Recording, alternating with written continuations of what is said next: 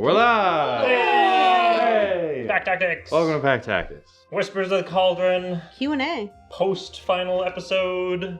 Yeah. Post Malone. I don't think we're allowed to give this one a number. I don't think we can do that. Or actually let him label it 69 plus whatever. 69 plus 3. Plus 4? Plus 3. Whatever it Is is. it 3? I think it's 3. We have audio. We have Anyway. video. I think it's fine. Okay. Perfect. Rad. High quality Lori images. So Alright. this is- Quality Lori. Yeah, this is our first test for some of the stuff next campaign, but stay tuned. Alright, so this is our Q&A session.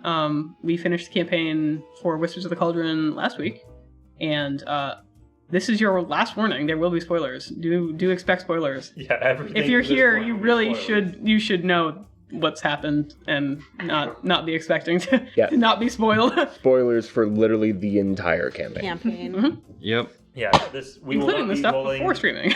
any dice that I know of. We will just be asking questions and answering I questions. think there's only and one figuring out dice roll more. that Steven and I need to do. Who's going to end up with the most health at the end? Oh, right, yeah. Want to do that now? Yeah. Yeah, let's do that now. What do I roll? D10. D10. Unless you've taken a level in Barbarian. Which you're not. You could take a level in I could do in whatever Warden. I want. He's Honestly, an NPC now. if you took a level in Warden, you would have a lot of fun with it. No, Yeah, you especially pick- since she'd never played the character again. Grapple. Let's see. But Ellie, where the hell are your D10s? Woman? Well, man. Well, man. Nope. Crunch, clatter, clatter. Clatter. Mm, Well, while that happens, Choose your weapon. I don't know what it looks like. while that happens, I'll go over so we're gonna do. This session is just Q&A. We have a channel in our Discord that has been filled with questions over the past D10. couple of weeks. Yeah, it's been like a week or two. It's been like a week or two. No, that's D8. We also have our Twitch audience. If you would like to chime in with any questions, we will get to them when we can. Yeah, please do. I think we're gonna kind of do a mix of mostly the questions that we have in our Discord, and if anything comes up in the chat, we'll pull that in as well. He's not pulled one out yet. The last one you This filled in. one. This one. Yeah, that's a D10. D10. Okay. Oh, this one. You're just looking D10. All right. No take backsies. I reroll ones. Ones. That's a That's 9. Oh boy. I reroll ones. That's That's a 9. Nine. I win. So who wins? So that's what. You have tough. Remember to add your con mods. Yeah. Yeah. I've had tough since the beginning of time. I don't think that's It was the first feat I took. Con mod, right? Not Yep. level 4. Yeah. It took you a while to get to level 4, though. Nah, 4.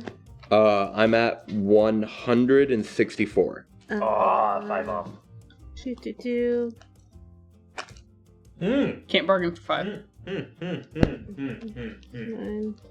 Well, I've done that before, but anyways. Fuck. 160. No. Hey God, can I get more than her? Nope. Hey. What? You know what'll make you 165? What?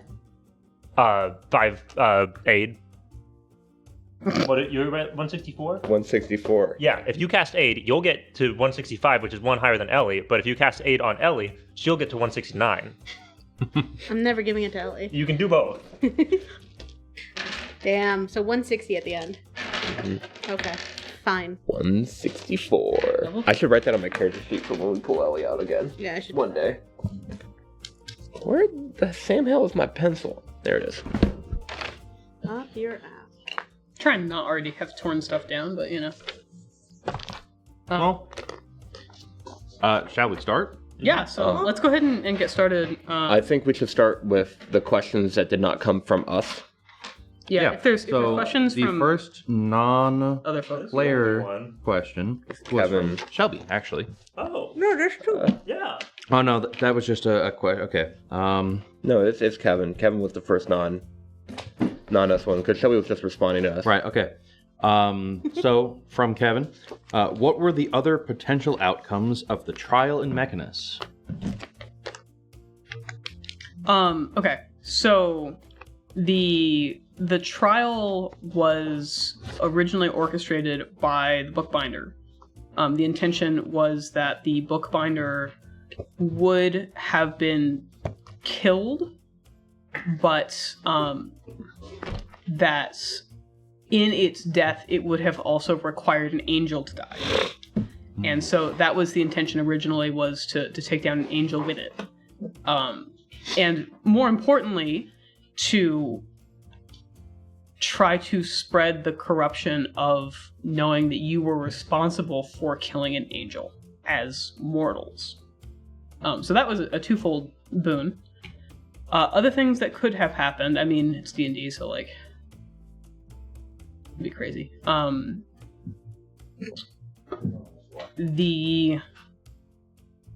It Would needs to be loud Ellie on have the been floor. successful in fighting Ellie the would not have entire been able. planet? Ellie would not have been able to escape from the trial. Not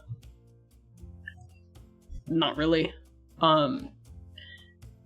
So the particular Baranaloth that was brought to trial was the Blind Clockmaker, and the Blind Clockmaker is the designer of Machinus. As such, there's some, what's the best term? Integral components of the cosmology of our world that are created by Baranaloth. So they do have a very strong connection to Machinus and to the overall function of like the cosmos. So they're a very important faction. As such, like, to try and slay them all would only cause them to reproduce in greater number.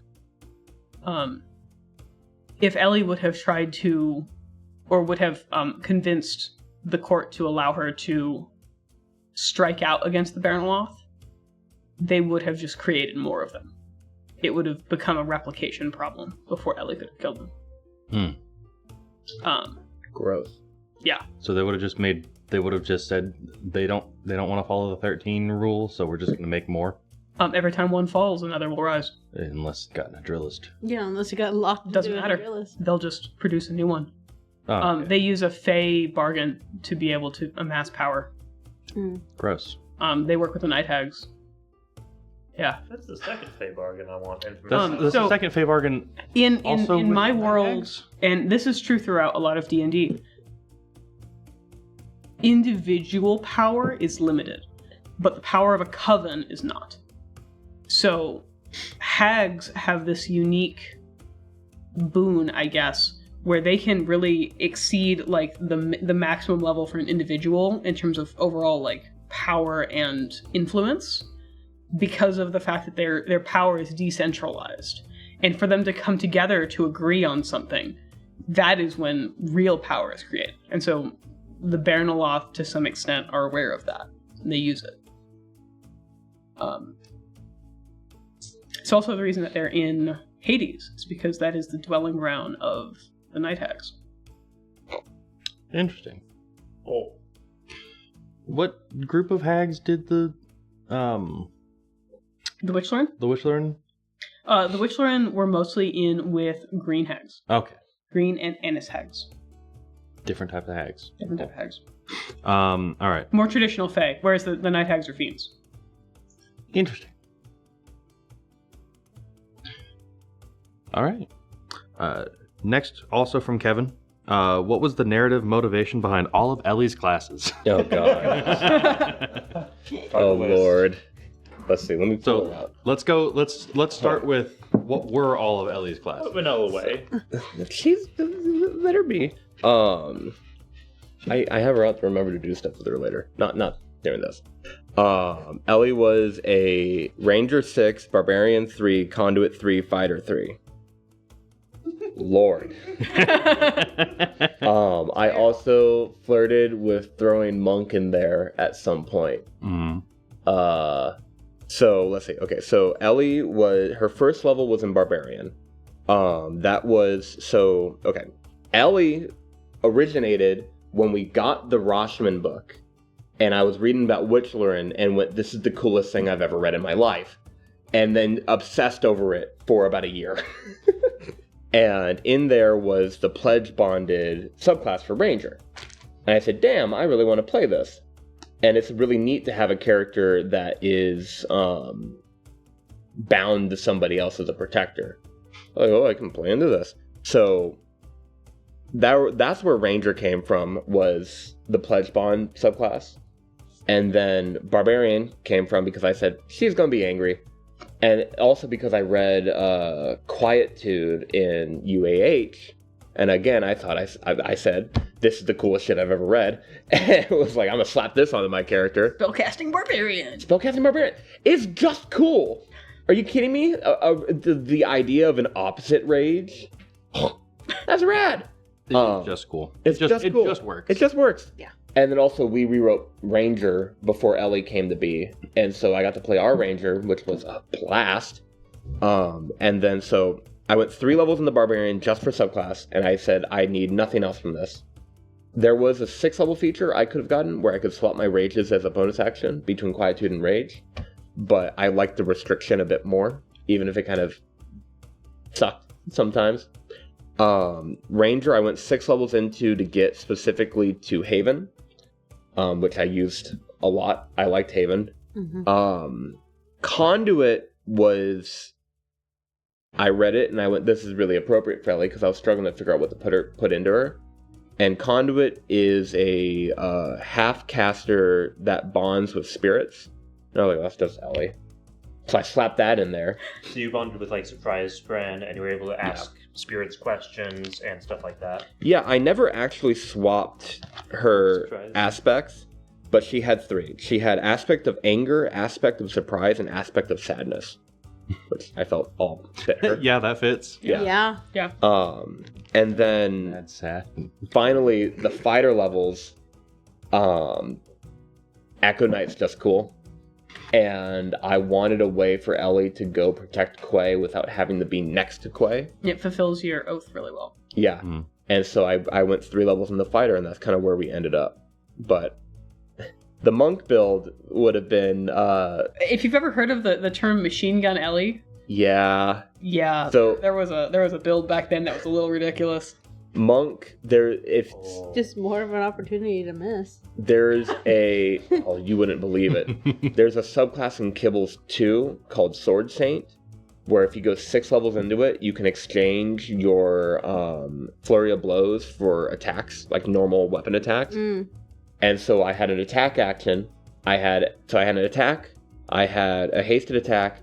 I had a bonus action attack from... Not bonus action. Yeah, bonus action attack from Echo Knight.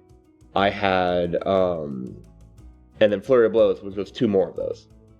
Imagine that with Realists, so another Flurry of Blows. Yeah. I didn't even think of that. Well, it would have been less attacks overall because of... Action Surge, do it all again. Action Surge as well. Yeah. So let's see. Okay, it was 2 main attacks, Action Surge attacks, and then it was... Haste attack? extra attack for free, I think, actually, from Echo Knight, and then hasted attack, and then 2 from Monk, which was 8 attacks. And then remember that's also technically 16 because you offhand attack every time that you main attack. It was so it was 16 attacks when dual wielding, 2 of which would have been swappable with primary attacks, main attack action and hasted attack action. Or sorry, not a hasted, action surge attack. Yeah. So that would have been 10 main attacks, primaries, 10 and 14. and 6 secondaries, for 16 total attacks. And each of those 10s would tick up lead and would apply like Ranger focus on hit dice. Stacks.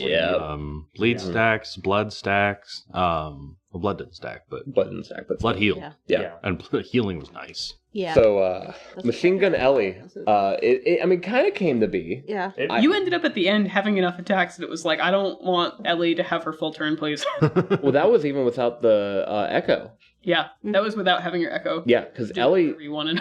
Ellie doesn't do a ton of damage on hit. She does like 20-ish damage, which is a standard hit. Yeah, but you hit. I hit, and then I do it again. Unless it's a wizard. This is a wizard, and then I miss, and I miss, and I miss. But you have Reckless, so you shouldn't miss that much. I think so. You would Think so, wouldn't you? You had the jade soldiers, which helped a lot. Yeah. And then if you had Echo Knight, you'd also have advantage all the time. Well, I wouldn't be flanking myself. I would use Echo to go somewhere else. I mean, that would have been cool for Liz too, but we saw how well that worked out. My goal was to Swinging. put Ellie right next to Quay and send the Echo out wherever it needed to be. That's fair. Okay. All right. I think that's all the questions that we have not from players. So we go to the very first question that was asked. Wait, hold on. Before we get to that, before I forget, Okay. Lori said something to me the other day, and I went, "Shit, you should bring that up during the Q&A." You said about the Baronolofs that they made all of the fiends. Yeah, so the Baronoloth are the progenitor of the lower races, or the lower planes races. They are the creators of the demons, devils, and other Yugoloth. So if you are a demon lord, you are still subservient to a Baronoloth. If you are a devil, an archdevil, you are still subservient to a Baronoloth. And the Baronoloth can summon you. You may not have to cooperate with it, but they are still in control of all of the lesser fiends. So are they the ones pretty much puppeteering the entire Blood War? Yeah, What's the Palpatine? purpose? Yeah. The purpose of the Blood War is just Population For fun? control? The Blood War is a natural behavior of things created with opposite ideals. So the devils are created with the lawful nature, and the demons are created with the chaotic nature. They are both failures at creating a true evil being.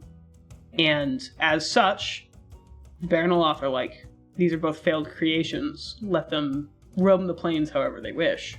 And the natural behavior for both of them is to try and conquer the lower planes and rise up. And so that is what creates the Blood War. Now, the Baronoloth, specifically,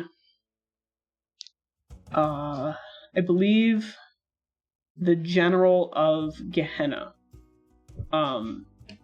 the primary general of the Blood War for the devils, is believed to be a Baronoloth. Oh. Not confirmed, but is believed to be. oh. The Baronoloth as a species, I guess, if you can even call them a species, they are intrigued by pain and suffering and all these like negative emotions and negative experiences, and so they enjoy like cataloging them and watching them and just indulging in them. So it is their ASMR when we're Yeah. like, oh, he's just enjoying the Blood War. It's like their 1940s their sleepy time white noise calm app Yeah. that they use. Yeah. So no, they are driving to work. they are podcast. encouraging the Blood War to some extent because it's easier than managing their children. Let them Damn. fight. Why Just like all the people that go to restaurants, Parenting. let them run around and fight. Parenting But it's also gets from the Baronoloth. satisfying to them because they get to watch this progression on both sides of like experimenting in their own ways to create the next evil thing. They're natural selecting it. Mm-hmm. They're Darwining, but Tron Ares running like AI running. Yeah, and yeah. just letting them go through iterations. Yeah. Called Reinforcement learning. I think it's a agnostic simulation or something like that. Like when you pit an AI versus an AI and just have them fight for trillions of iterations. There's a term for it. But essentially, it's like the Baronoloth created all these failed forms of true evil, and so the story behind Apomps, and this is still like kind of in that wishy-washy realm. Apomps is a Baronoloth, the only one that is not technically of the Demented. So the 13 Demented are the progenitor race, and Apomps was either cast out or removed from this group and in his own way went off into the world and decided to essentially become a god of the Demodans, which are Carcerian fiends. They're like wardens of Carceri, being the plane of prisons. But essentially, the Antagonistic. the primary story is that Apomps created the Demodans, these 3 fiends, as wardens. Each one of them taking an aspect of the lower planes. So you have one that's kind of in alignment with the devils, one that's kind of in alignment with demons, and one that's kind of in alignment with the Yugoloth. And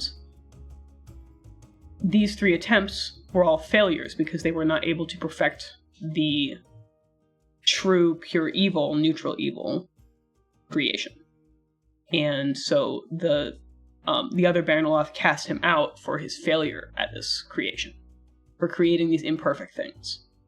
And that's the accepted story. There's a different one that is kind of a conspiracy theory that the leader, the architect, the first of the Demented, created something so horrible that Apomps elected to leave of his own volition. But that's not here nor there. Why don't the Baronoloths unite the demons and devils and just devour everything good? Because that's not something they're interested in. They could if they wanted to. They would much rather pursue this true evil than try and wipe out good. That's not something in their focus right now. Oh, yeah.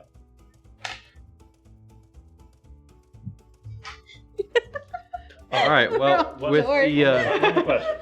you got one more. Okay. So, Mechanus, built by the blind clockmaker, the Abyss and Hell, built by the Yugoloths. What other planes are basically held up or created by Yugoloths?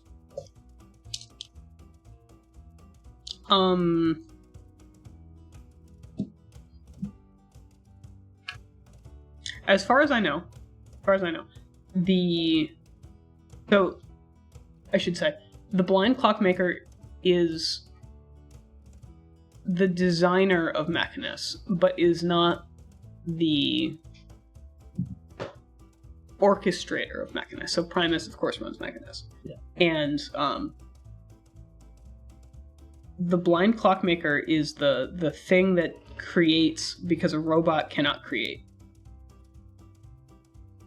A robot can only create things in its own programming. And so something needed to have the first egg. And that's what the blind clockmaker does. So he didn't really create the plane necessarily. He created the first inevitable, if you will. And then ascension. Chickens are great at copying chickens, but you need a farmer to make a chicken. You need a lizard. rooster, yeah. You need a lizard to lay the first egg. Yeah. Or Lizard. fish or whatever. You need a dino to lay an egg for a chicken to be a chicken. Yeah. And then chicken. Eventually we get to more chicken. So did he end up making Primus? That is unclear. Okay. We do know that the blind clockmaker was the creator of the inevitables, though, Okay. in this version of the story. Ooh.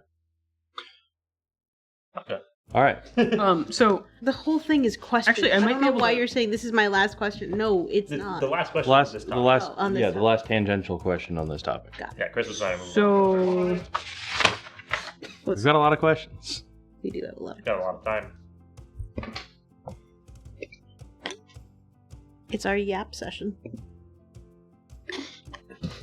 this is the short story on the architect, which is the first Baronoloth. I can read it if we have time at the end. It's only like one page to talk about the entity itself.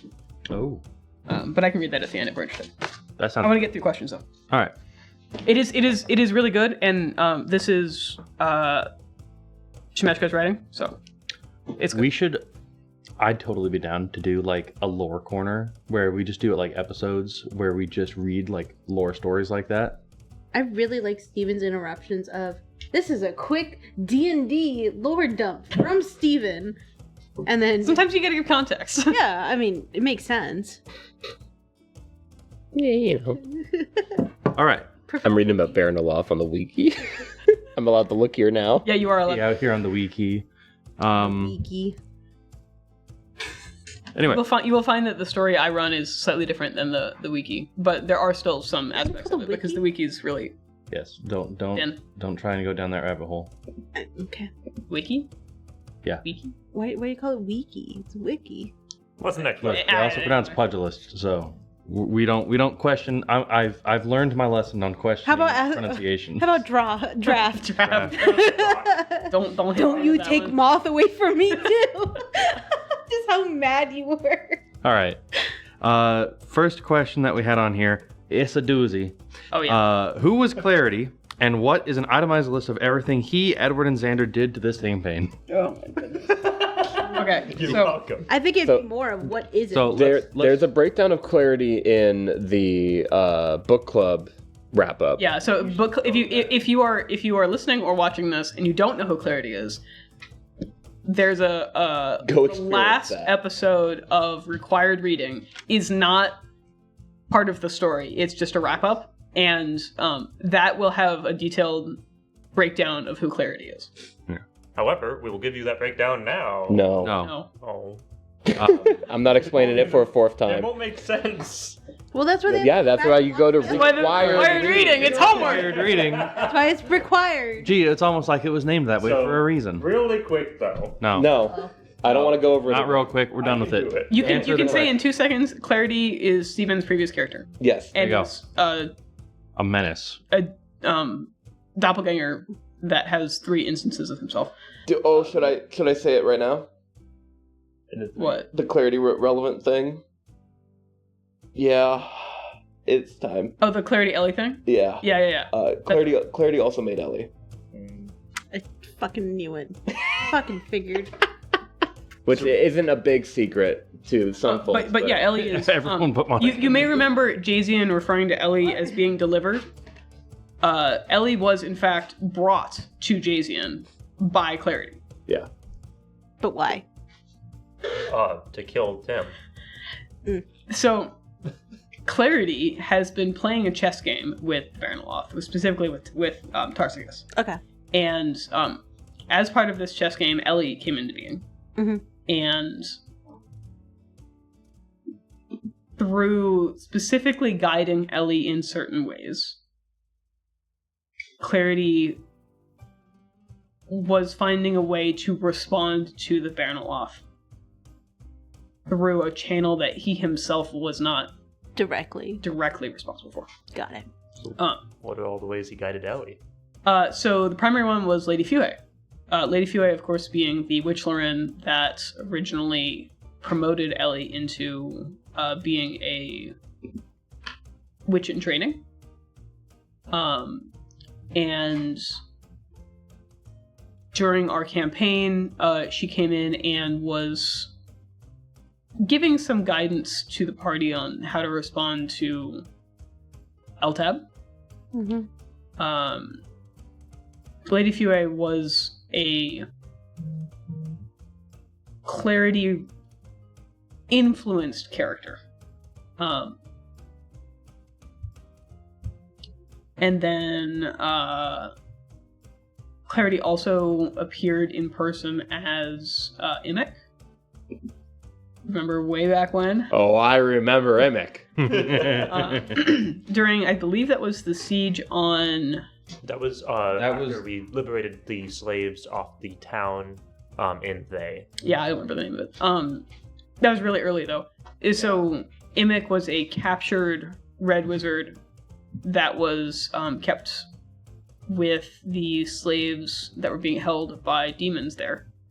And Imek was the first person to mention that this being that they had called into the world with the symbol of the Baron Olaf was in fact Baron Olaf, and kind of help them move forward on understanding what that was. I believe it was Tiaraturos. I do not remember. It's the city that was south of Thay, of Eltabar that we went to. Fairly certain there's tiers for us. I Anyway. don't remember. But yeah, so Clarity was responsible for that. Clarity also helped helped Rifil Do you mind taking pull the cauldron out. You what? Clarity helped Rifil get the cauldron out of the Ninchark's hands. What? How? So, in order to get the Baranaloth to act as an individual, Clarity needed to incite it somehow. And the best way to do that was to take one of its artifacts and garner the attention of someone specific that Clarity could control. That Clarity knew wasn't going to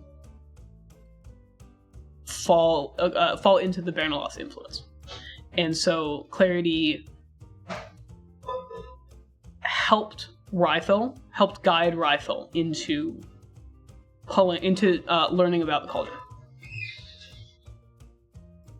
What a bitch. What a bitch. Yeah. Oh, bullshit.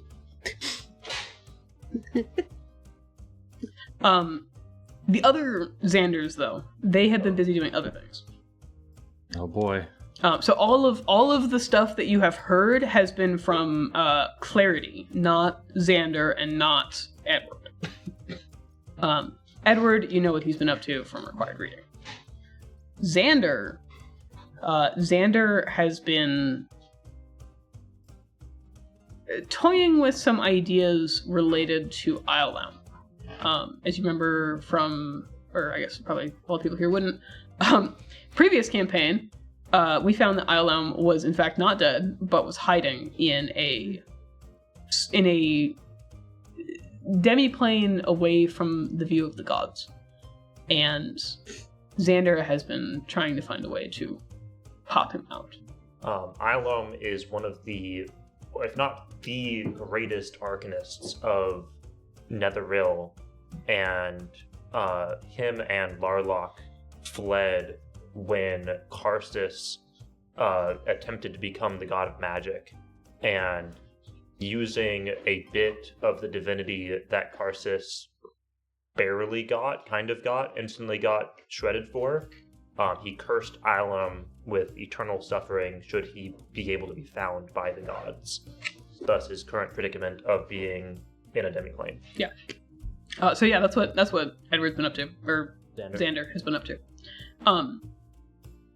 There's also some other little things that are not super relevant to this campaign, but did the ruination of Thay and oh yeah, that's important. Clarity also was involved in guiding Rifil toward the cauldron because Rifil believed, through word of clarity, that the cauldron could be used to control Eltab. Rifil was working with Vost and believed that she, being a great demon binder of old, would be able to use the cauldron to contain Eltab, to use the Baranaloth's influence to contain Eltab. And because you guys yoinked the cauldron from her, she did not have that. Or I should say, because the Witchlerin yoinked the cauldron from her. Yeah. Could she have? With the cauldron, yes. With the cauldron, she could have successfully controlled Eltab. What would she have done? Fallen prey to the Baranaloth. what would that have looked like? God, she's a weak bitch. I don't know.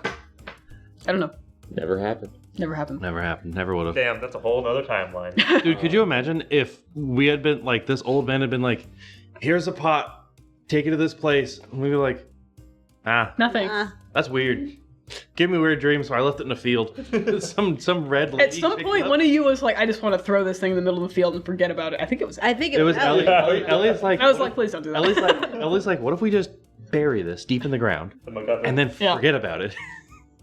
What? Lori over there was just like, So there's a couple of critical early campaign steps. Kargoth, right? The Vremyoni from Siriana. Oh, yeah. When we Kargoth was also Clarity. Fuck! I had a theory on that. Yeah. Fuck! no wonder he Why was are you fine handling the surprised? cauldron. No wonder he just gave us the Cauldron, gave us some cryptic Right. shit, Could you- and just sent us on our way. Could you imagine if he was like using that to talk to the Baronoth and just be like, I'm "Hey, just sucker, seeing- guess what? I'm gonna fuck your shit up. Yeah. Watch this shit." See, Yeah. for me, it's just like Clarity is just Lori's mouse tool that she can use whenever the fuck she wants. Yeah, And it works perfect. because Clarity was my mouse tool that I could use whenever I wanted. Yeah. Lori had an ex machina. Yoink mine now. Yeah, so I borrowed Clarity for some key Some motivation. shit. So Karadoff was Clarity, and then would there have been consequences to leaving the Cauldron at the at the circle. If you- at the gate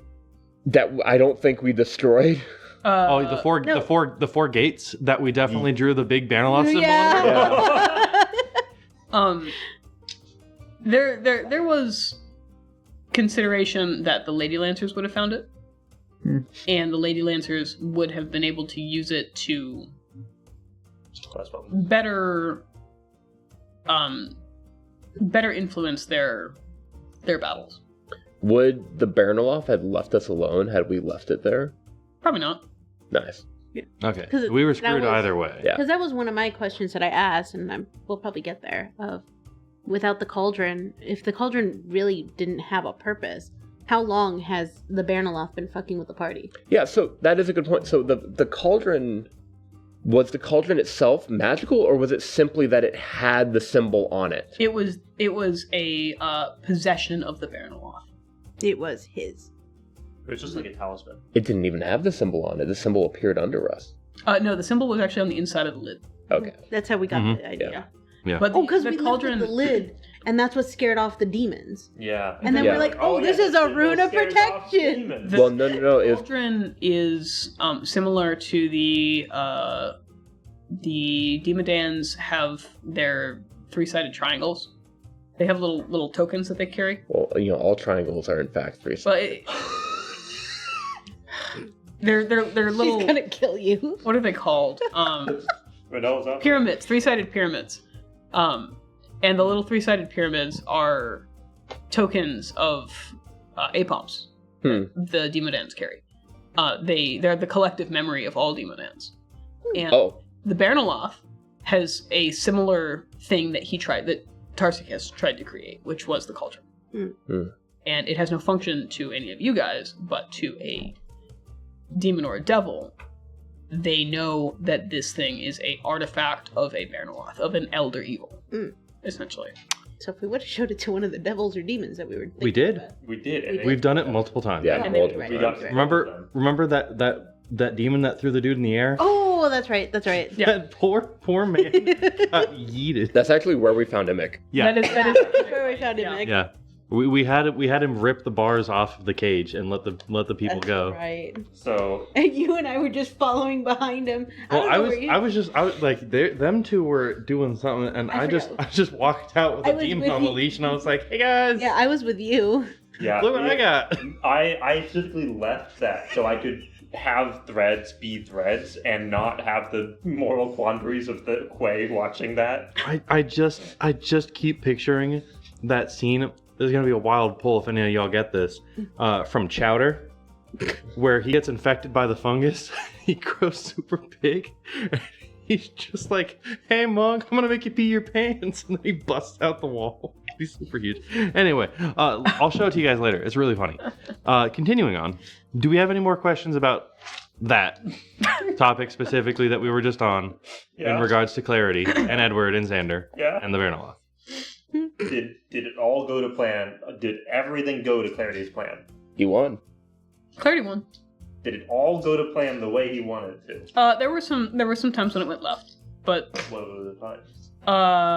Most notable time. Quay. The Red Dawn? I think that was just an added bonus.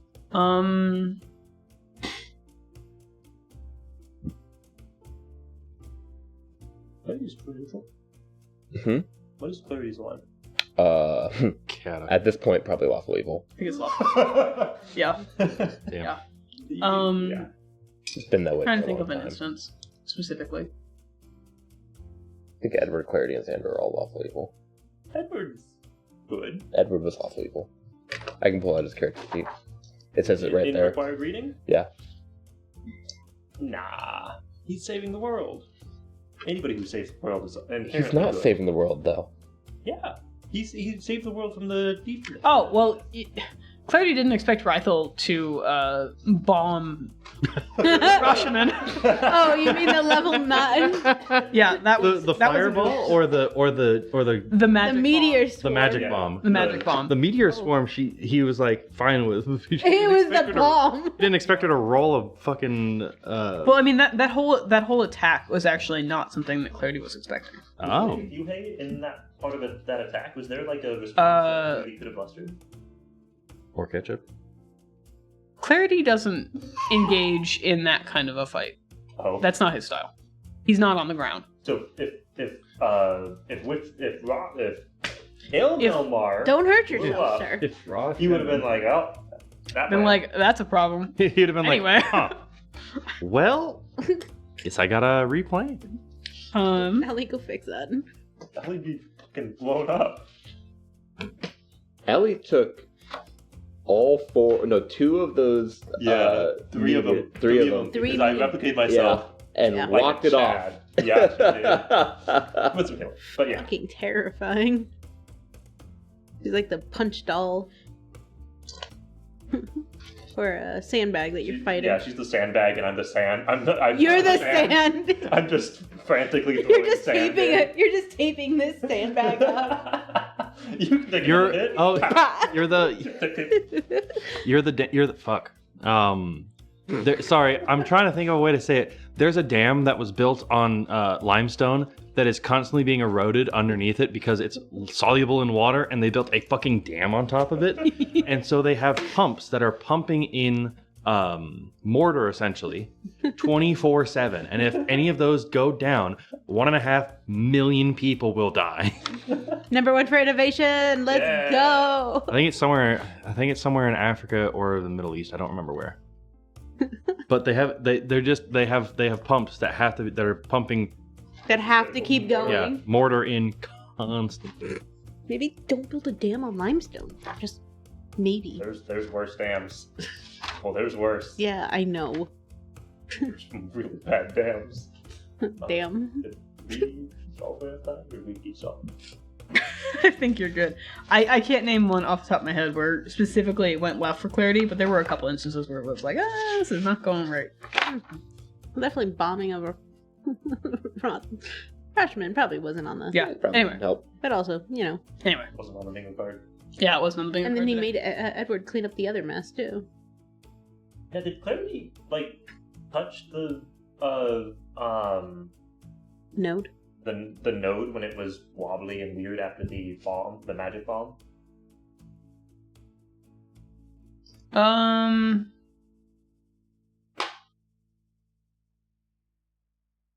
Fucking Fane is loud as hell. He probably would have been intrigued by it, but Okay. it's not part of the big game. Okay. That really falls under somebody else's portfolio. That's kind of Edward's portfolio. So don't step on each other's toes. Now. Next question. Next Question question. number 2. Gotta scroll all the way back up to the top. Another Nathan original. Another Nathan original. Why was Jergal's temple empty, and what prophecy was hidden on the scrolls that Threads found? So that was Jergal's original temple. That was the one that he actually made his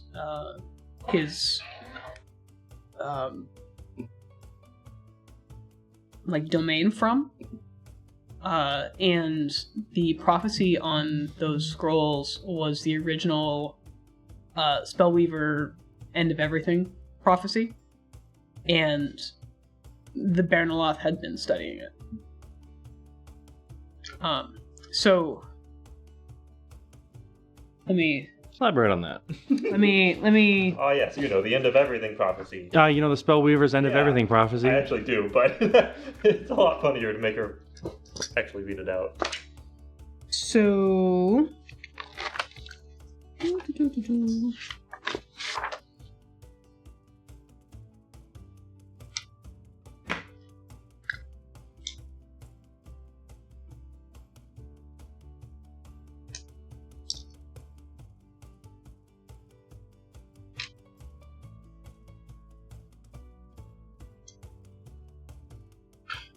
Just quietly bopping. Well, So, okay. Important notes. The bookbinder, you guys were a side project because he's got other things going on than being pestered by Clarity. That is a Pesterson point, but he had other things going on. you're pissing me off, but not enough to devote my full attention to. No, he was busy trying to figure out a way to steal divinity from Mystra. Again? As you recall from required reading, Mistra's weave has been getting damaged.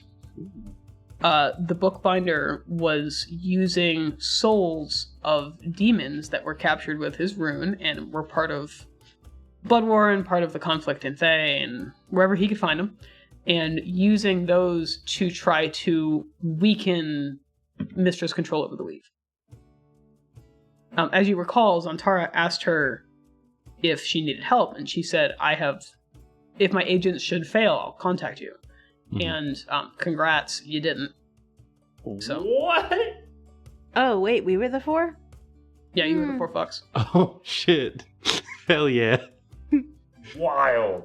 Can't So, believe we're the agents of Mystra. If we failed, if we were like down on our last leg, stranded in a demiplane, just barring the door, hoping for a If you miracle, would have gotten TPK'd in the Baranaloff fight, Zantara would have been like, we need a hero bouncing down the doors. we would have had the book club step in. Wild. Yeah. Wild shit. Yeah. That's So That's pretty cool. I need that image now. the Yeah, let's go ahead and have Justin and Quay meet. That'll go over swimmingly. No, Justin Quay would be dead. Oh, that's true. And in this scenario, In this the scenario. 4 of us have died. in this Outright scenario, full. I was going to say we were in a bad spot. No, dead. No, Lori said dead. Lori said dead. DED TPK. DED. Dead. DED TPK. Dead. Dead. yeah, so the bookbinder was, let's see here.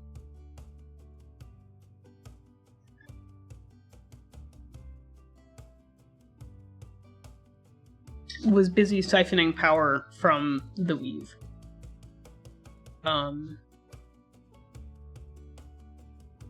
Through a series of complicated side quests.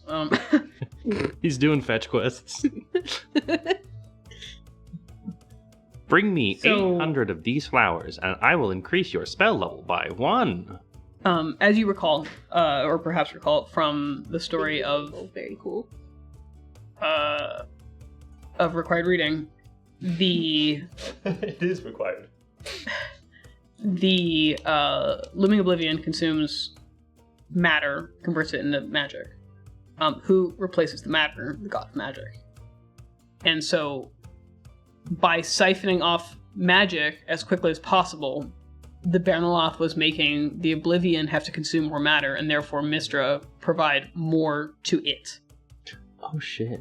So he was like, Have we stabilized the weave? Yes. Fucking A. Or at least you've taken the biggest drain off of it. so he was We're like, plugging the holes. he was like tapping the power line. Essentially. Yeah. He Like when had people go dammed ahead a portion of the illegally river take and was power and from the diverting power it to. line Yeah. and put it to... Was He So was essentially- Californiaing our Arizona's portion of the Colorado River. The Baranaloth was trying to pull power. So, the book it was creating at this time, the reason why it was pulling demon souls and stuff, was intended to be a siphoning spell. He's already created some of it, but it's not a complete work yet. And that was one of the reasons why he was in Jerigo's temple, because he was using ye old Netherese magic to do it. Ooh.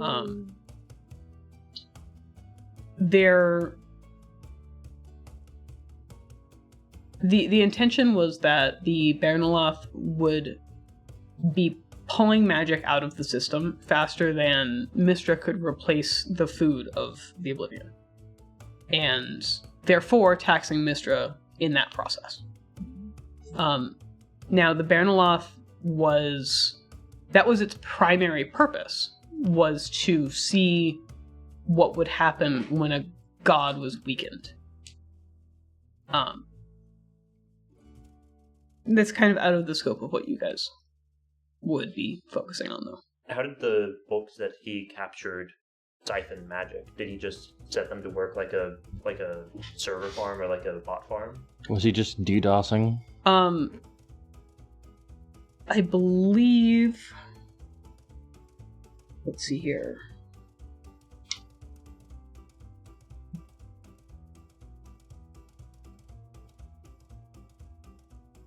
We're like fucking Koopas, dude. I think he was using really power hungry spells to try and capture souls, and using the endless supply of demons and devils to apply that. Was he purposefully inefficient in his spellcasting so that way it used more power than it needed? Yeah. Fucking A. What an asshole. Yeah, bastard. What would have happened if we had gone through the portal at the door, the face of the... You would have entered a no maze. Nice. A what maze? Speaking of mazes... A no? Yeah, so the Baranaloth has the key to Zastom's maze right now. What's in there? Oh. Zastom. Hey! we know where he's at. Okay. That bitch is gonna stay in there. Yeah, But yeah, the Baranaloth had the only key to Zastom's exit. Oh, hey, The fucker's stuck in where's that key? It now belongs to Clarity. Oh. Oh, Clarity's not gonna let him out. Oh, he might. No, he won't. No, we won't. Are you There's kidding? some bargains to be made. No, No, there is isn't. nothing to bargain There's about. nothing Clarity hated more than Zastom. That's fair. The only thing Clarity would do with the knowledge that he holds the key to Tom's prison is open it and go beat the fuck out of him every day for the rest of eternity. I've had a stressful day. Let me go He's unwind. like, hey, what's up, fucker? So, what was the actual deal with the... Sir. Where'd it go? What was the actual deal with the maze and the How do you know it's Baranaloth not and Terrace? Zastom and Eltab? So Eltab was originally trapped in a maze because it couldn't be banished. So it was incapacitated by being in a maze. Right, but how did it get there? It was placed there by a bargain that was cut with the Witchlerin and the original Thayans, the pre-Thay Thayans. So Eltab was originally this beast that was summoned forth by the Ramathari.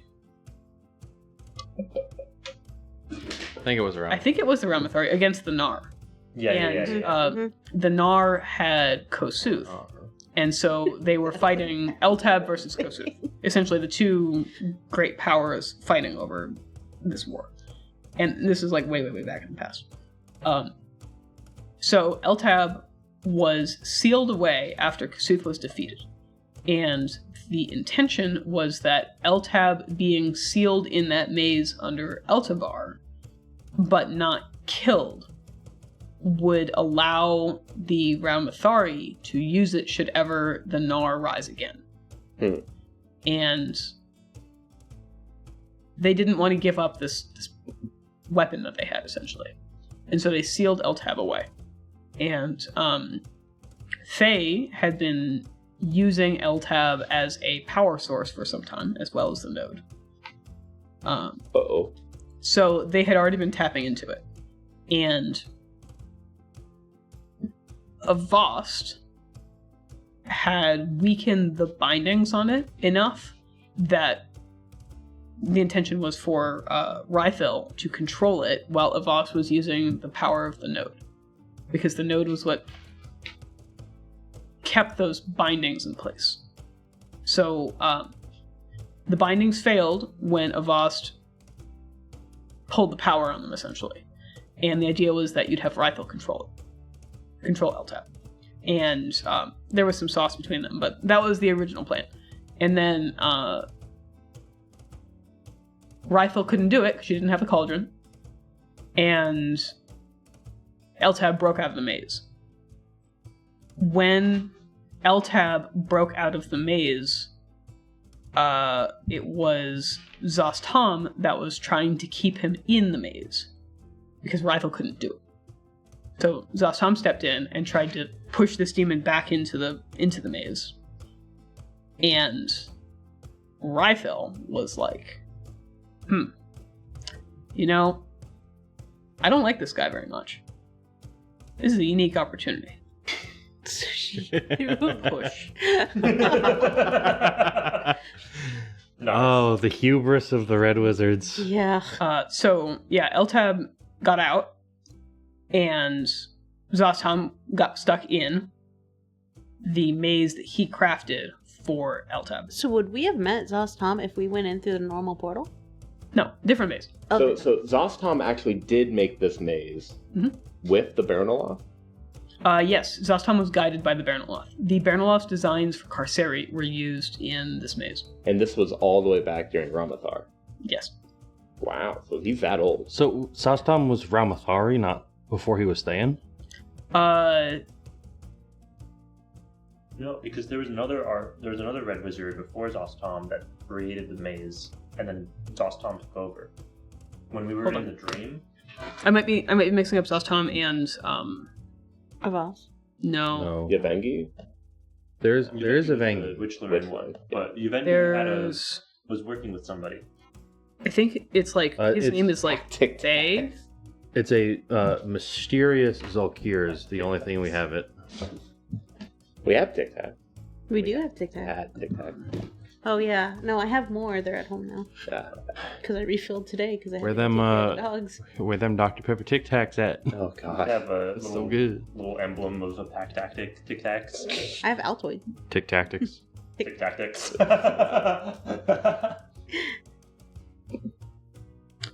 Oh, welcome to the wrap up of our campaign. Welcome to the end. Yeah, welcome to the end. Dang.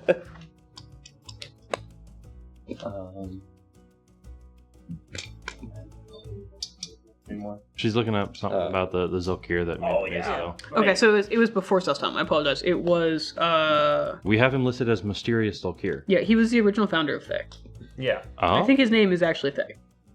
Oh. Wow. Of course it is. Welcome Why to- wouldn't it be? Yeah, sure, why I am, Welcome I am to Thay. Red- Welcome to Thay. Thay. Well, you guys wanted to fucking name it Lacer Town? Town. No. Lacerville? Lacerville. Lacerville. That's not a bad name. No, get it Hey, man, nuked again. it actually No, is. nuke it again. Wait till you get to It's funny. Um, Ah. so, okay. Inspired by the Archmage Thade. Fade. Wow. Wow. Damn. They cut his D off. Yeah. Don't worry, y'all. Had to make This a shit, sacrifice. this shit just got fade. Oh my god. Get out. So yeah, so Thay. I'll take Thay, not Thade, though. these were rebels from Mulharand Mulharan. had The Moharan. Those occupied Thay. I don't know what to do with this. Yeah. Just a ball. It's a Rubik's Cube ball. So you try to fit all of the same color of pegs into each of the... So was Ostom's phylactery in with Eltab? Zostam's phylacteries are not in with Oh, Eltab. it's been. But conveniently, he designed this maze such that even death couldn't pull you out. That was the whole point. Because he didn't want the demon killing itself. Very smart. So, Yeah. this maze does not allow the soul to pass out of it, even if it should die. And Zostam knows that. Sets his So he's respawn stuck point. in there because his phylacteries are not in there. He could try and create another one in there, but he specifically designed it to not allow that. Get fucked. So, Loser. Yeah, Clarity he got teleported. literally goes up above the maze wherever he is, just flips him off, and then just leaves. He got teleported and his respawn point got reset. Yeah. yeah. Damn. That's what happens when you don't build your bed in Minecraft. Yep. Get fucked. Yeah, remember to build your bed, kids. Yep. And All sleep right. in it. Well, And put it, Minecraft put it next to your tips. friend's bed. I mean, anyway. So And next, there was only one bed. what would have happened if we never realized that we were in the river? Oh. So when we were chasing down the false tip on where Tim was at, and we were like, something's fishy, and then we started realizing that maybe we weren't exactly where we thought we were. What would have happened if we just never realized that? So you would have traveled down into the cauldron of what's it called? The caldera. The caldera. Volcano. Mhm. And you would have encountered a beast of the creation of the Baronoloth, but not the Baronoloth. So essentially something designed by the Baronoloth for this dream world that would have killed you, or would have tried to kill you. There's another fucking ball thrower.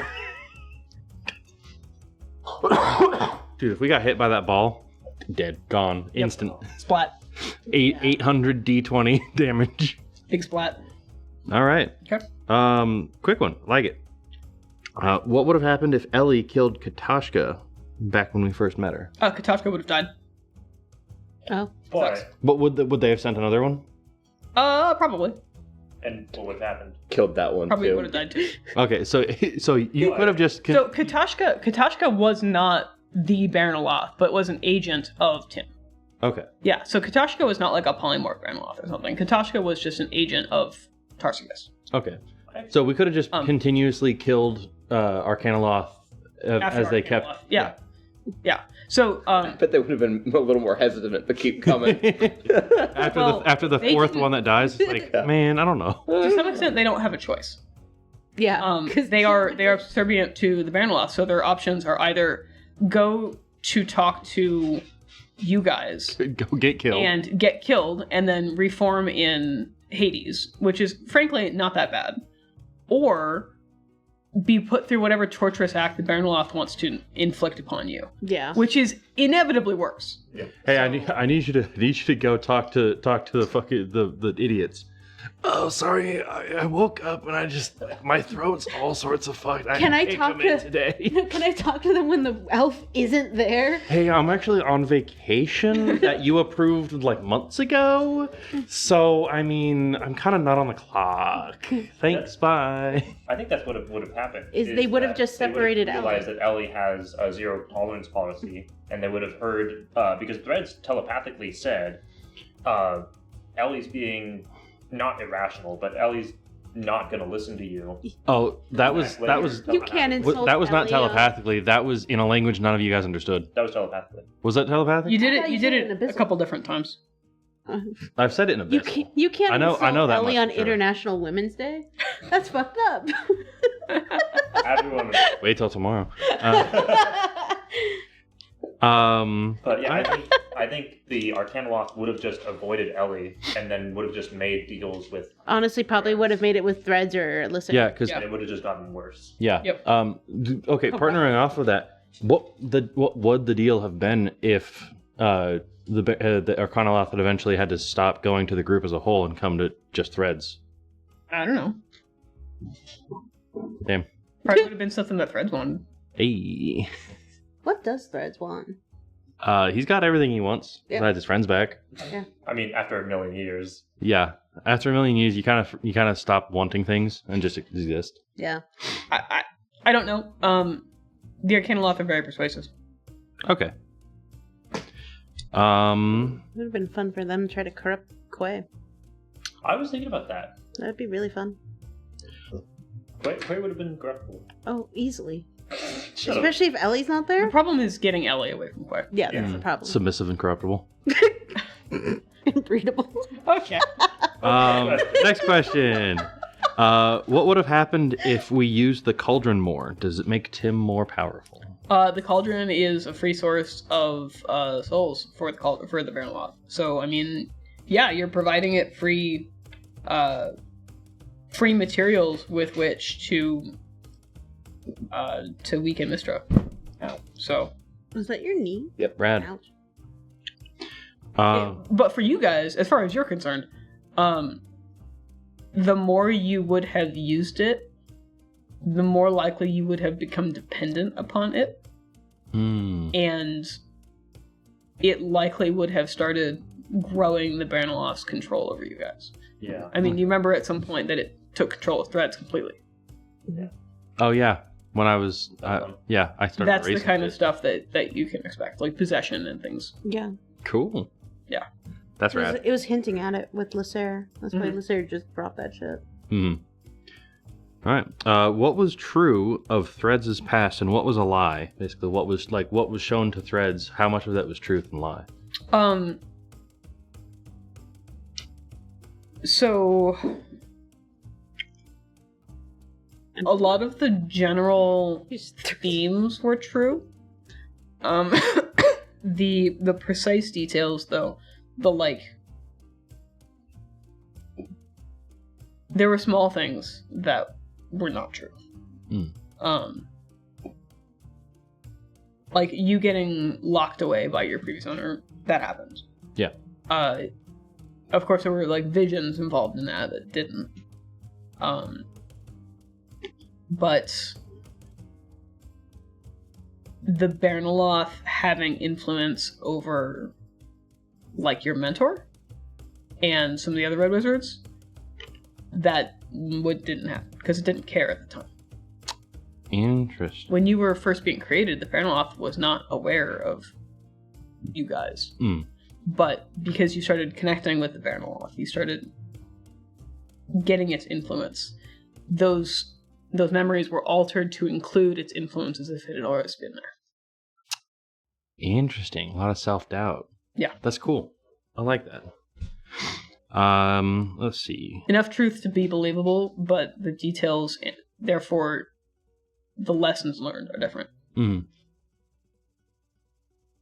Cool. So we already answered about Sauce Tom. If everything we learned about Bernoloth was a lie that was made up by him while we were talking through Katashka, are there actually 12 Bernoloth? Yeah, there are actually 13 Bernoloth. Okay. Yeah, because that's the number. Yeah. 14. 13. 14 including Apomps? 14 including 13 of the demented. Yeah. 14 including Apom. 14 including Apom. Why is Apomps not part of the 13? We already answered that. He got kicked out. He got kicked out because he made Demodads. No, he got kicked out to the Demodads. Yeah, so either he got kicked out or he left of his own accord. So are there other he Bernoloths went that to are Home not Depot. part of the Demented? Like Apomps or No. It's okay, just so there's just 14. There's just 14 of them. Got it. That's why he's the Bernoloth? Hmm? Or there's a title that he has. Apomps is the three-sided one. The three. Yeah, but I'm talking about the Three-sided one or Ornaloth. Three-sided lie. No, the So- Ornaloth is not there. Because there's only one Ornaloth. The Because it's a title. Oinoloth and the so the Oinoloth is the leader of the Yugoloths. It is a title and it is a type of creature. The Oinoloth is not a Bernoloth. Okay. There are some types of Yugoloth where the entity is its own type of creature, the same way that like the coin collector was its own type of creature. Hmm. The Oinoloth is an example of that. Okay. Cool. What happened to the constructs that we powered on at the beginning? Like, so They went down to the northern part of what is that lake called? not a shot. It's south of Lake Ashane. It's the like lower part of it. Lake Mulsantir? Yeah, Lake Mulsantir. They went to the northern banks of Lake Mulsantir and fought demons until they were deconstructed. Okay. Yeah, They so did they their held the job. line there as long as they could. Yep, they did exactly their job. Cool. Why was Hadrillis buried under Lake Ashane? So Lake Ashane is a one of the holy places for the spirits of Rashman. Lake Ashane and the Erlingwood, and there's like two more places I don't remember the names of right now, are places where the spirits collect things. And back when the original conflict with Eltab and Kossuth was going on, it was desecrated. The bottom of Lake Ashane was accessed via a mine, and the some of the remains of their demon worship from the Nar remain down there. So was it the Nar who carved those mines? Yeah, so those were originally Nar mines. Got it. That's why we And- could barely understand the language in there. Yeah.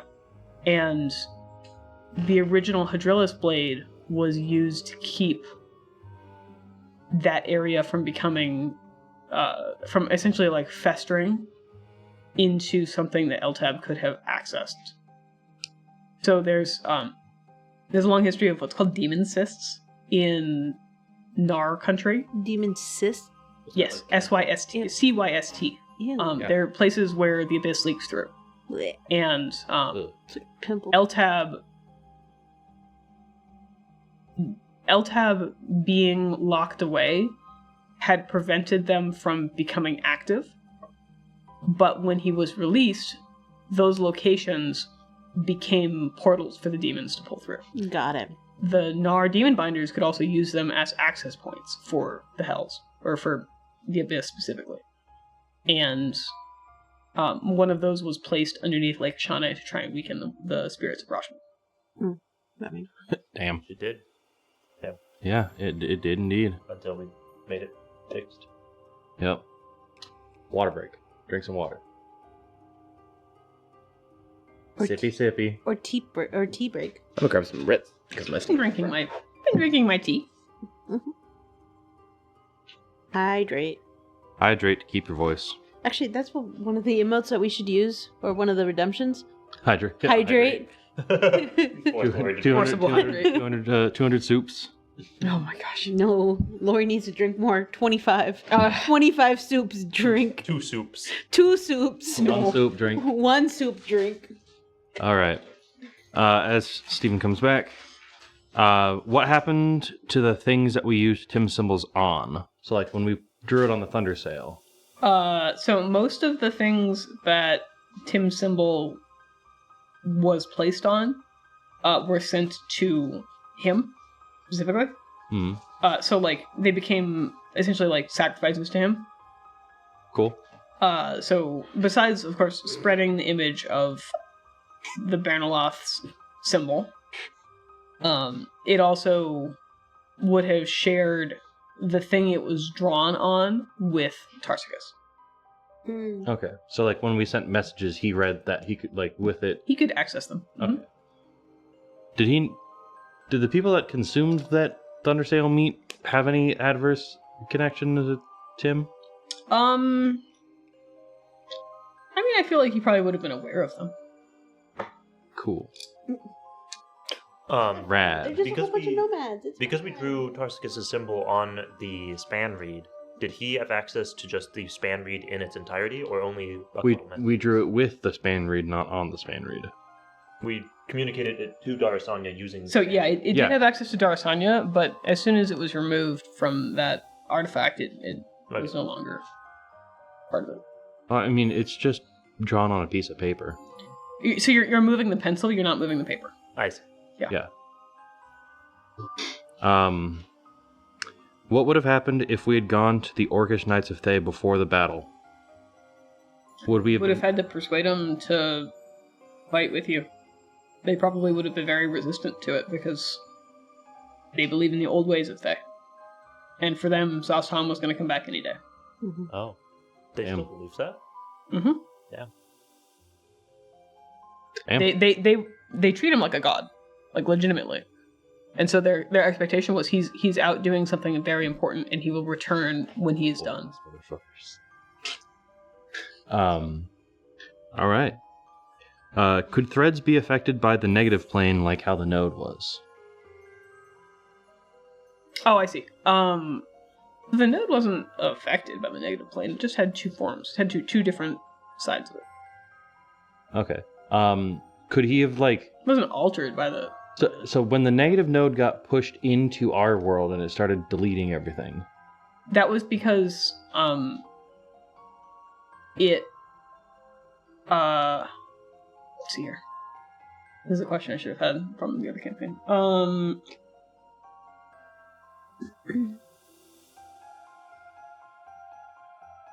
So I believe that's because of the lack of weave in that area. Mm-hmm. Is that things started unmaking themselves because the correct weave was not sustained there. Okay. Yeah. Was that starting to happen around Threads on a smaller scale because he was essentially a positive node? Yeah, but it's essentially it's unremarkable because of the difference in power output. Okay. You wouldn't have actively repelled the negative weave the same way that the node could have. Okay. Yeah. Since I think we've described Threads as a mini node essentially. Yeah. Can he cast high magic and just doesn't know that he can? Not with his current capacity. Okay. Yeah. So he would need to boost his power levels to be able to act like a... He was created as a positive node. Okay. Yeah, so he only has one side of the coin. Okay. So he's just a positive node. Ooh. A very, very He's- tiny one. We could have made Strands. Is Strands a negative node? Or is he another positive? Strands is also a positive node. But we could have made. Does Threads negative. have a negative node counterpart? Technically, he has a in the Void World there is a anti-node corresponding to Threads' node. Wow. Cool. And it just That's moves dope. around. Yes, it is animated in the sense that it does move. God, could you imagine This one. creating that? Yeah. Wild. Yes, God. Now, this might be something that you actually don't have an answer to, or we want to just keep a secret, or I don't know. Why did Threads become conscious? Yeah. Why did Threads? Threads became conscious because when the node was damaged from The Blue Sun Project? from the shenanigans of the Blue Sun Project, Rifle, Tom, everybody. When the node was cracked, part of it was there was like a magical surplus that was pumped into the world. Like a splinter? Impure. Yeah. Like a splinter part of it. And because of that sudden influx of magic, things that were capable of housing magic for a duration, like magic items, they suddenly became refilled. Yeah. Or they Right. suddenly started misbehaving. Because things were Mhm. acting weird. And in the case of Threads, he already had several of the components required to sustain a constant connection and a constant draw on magic, being a construct. So Threads ended up being sort of in the right place at the right time, but also being the correct Conduit? Yeah, the correct conduit, the correct anatomy of something that could sustain the weave as its own, like, baby node. Nice. Heck yeah. Is that what happened to Quay? It's another splinter? Sort of. It all comes down to, like, that magical influx, that, like, brief boost of magical power that came through it. Mhm. Quay just so happened to be in a Wrong place that you were directly exposed to it. Mhm.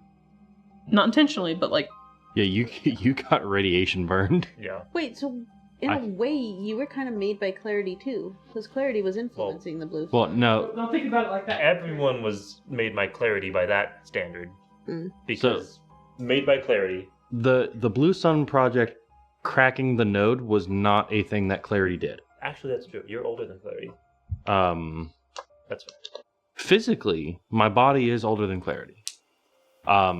My consciousness was a direct result of the Blue Sun Project having a mishap, Mhm.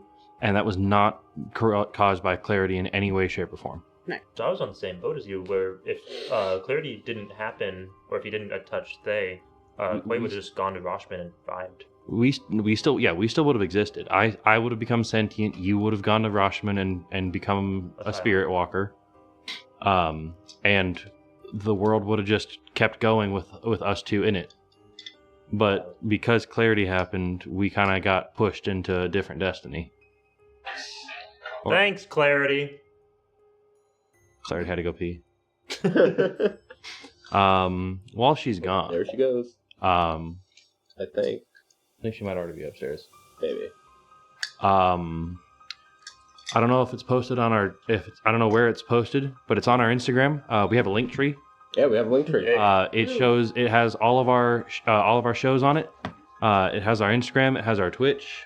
It has our YouTube. Back in the promo. I'm promoting while you're gone. I'm trying to do this shit legit. I put the link tree on the Discord. I don't think it's on the Discord, but I think our Discord is on the link tree. It is. It should be on our channel. It should be on. It will be soon. Easy Saber. No, it's on there. Yes. Never Yeah, mind. we've posted it around. It Yeah. should be on the Pact Tactics channel itself. I thought Yeah. so. Look it up. Check us out. If you like what we do here, you'll like what we do there. That's a guarantee from Chris. Back to questions. It's a rock. Oh, it's not on our Twitch. Well, Yeah. should change that. If it's not, it should be. So it will be by the time this goes out. Did the Lotus design end up helping with containing the node? So we talked about that little invention that we found in Vost's office in 2 stars. Did that eventually end up actually doing something to help contain the node that Threads and Mary were working on? So the point of the Lotus was actually to isolate a automaton's core. So the idea with it was that you could remove the core and the power source of a construct, disabling the construct and being able to use it in other places. Because the most expensive part of the construct is the core. Mm. So that was just a storage device? It was a magical containment system. Yeah, like a lead box for a uranium rod. Basically. Okay. Yeah. Was it designed with Threads in mind, or was it just designed? Originally, it was not designed for Threads, but the modification that you saw Voss working on actively was designed for Threads. God, what a bitch. Glad It was altered to be used specifically on Threads. Was Threads the key? If the Baronoloth actually had the key for or Riathil? So Threads had the rune of Eltabar. Mm-hmm. And because of that, Threads had the geometry of the maze original spell. And the key can be back calculated from that. So if Voskier or Voss captured Threads, he would have been able to free Zostom? In theory. Given enough technical knowledge and time. yeah. Because they totally knew that Zostom was in the maze. Mhm. Because they watched Voss him. and Rythel knew that he was in there. They watched him get shoved in there by Rythel. I don't think Rythel would have let him out. I think Avast might have, but I don't think Rythel would. No, Rythel wouldn't have. So what would happen if Rythel captured Threads? No more Threads. Rythel wasn't interested in capturing Threads. Oh, okay. Not really. Okay. Rythel wanted Threads dead, because Rythel knew from Avast that Threads could let Zostom out. I see. Could break open the maze. Oh, so that's the only key that is out in the world. Okay. Threads is the only key that they didn't have access to. Yeah, there are 2 keys to Zostom's prison, and one of them is in Threads, and he doesn't know it. Yeah. Cool. That's a Chekhov's gun that will never go off. Mm-mm. Chekhov's blank. What happened to Strands? Strands is... I have my remembrance of what I did with his core. Okay. So when we were going through Jazian's memory adventure or mind adventure, abduct the cat, and he was showing everyone, this is what your soul looks like. Gonna get up on the table. Threads got taken into this sort of clockwork dimension. Aren't you And at the bottom of this was a symmetrical structure that was Strands essentially building off of Threads' core, Threads' soul. I remember going down to the bottom and placing Strands' core in essentially the power slot where Threads' core would go in his own structure, and then leaving, and I don't have the core. I might have the core if that was all in a dream or a memory, but my understanding was that when I got put up there, when I got put in there and I put that Strands' core in there, it's in my soul now. That was my understanding of it. Then it's in your soul now. Cool. It's in Strands' version of Threads' soul. Got it. So what that does or not, I have the power of a grown man and a little baby. Yep. Right on. Have we answered how many people we met that were that affected our path that were actually Clarity or Tim in disguise? Yeah, I think Yeah. so. Okay. Were there any that were the Baronoloth in disguise? No, the Baronoloth never individually Okay. interacted. He just showed up. He just showed up as the bookbinder. He sold books to that one bitch. Yes, but you didn't. You didn't interact with him. Is what I'm saying. Okay. Wait, but what about when after we killed the coin counter? And he was there. He was there. Yeah, that was. That was Oh, That was the bookbinder. That was the bookbinder. That's true. The bookbinder. Because Ellie was like, "Bitch." Yeah, and then ran. The bookbinder was there because he was curious to see how you would fare against it. He was learning. He was observing you guys to see what you were capable of. Joke's on you. If we don't know our tactics, then we can't guess them either. But no, the bookbinder more or less was very hands off. He did periodically come down and try and corrupt a mortal, though. I mean, that was the whole point of his texts, was that they were forbidden knowledge, essentially, and you would be given them for what seemed like a paltry sum, but because you interacted with the Baronoloth, because you were now known to it, you would slowly start feeling the effects of its corruption. Rad. If Quay got his vision back, would he still be connected to the spirits? I think so. I think that's a quick question. Quick question. So the question is, how would Quay get his vision back? That's not the question at all. Well, if Quay got his vision back by forsaking his power and trying to revert himself, then he would lose his connection to the spirits. I don't think he could revoke his power. It might, with a wish spell or something similar, it might be possible. In that case, it would be like a remove curse. Yeah, but pretty saucy. Would Quay want his vision back? It's real nice, yeah. You'd want that back. Like, you learn to live with it, and you learn to enjoy life without it. But he can't read potion bottles. But, like, it's or real nice books. to read books and stuff. So, if it was offered, he'd take that. I'd like to imagine that Quay took the Find Familiar spell. Just so he can Just so he could something see. else? Yeah. Yeah. Doesn't work, though. Yeah, I know.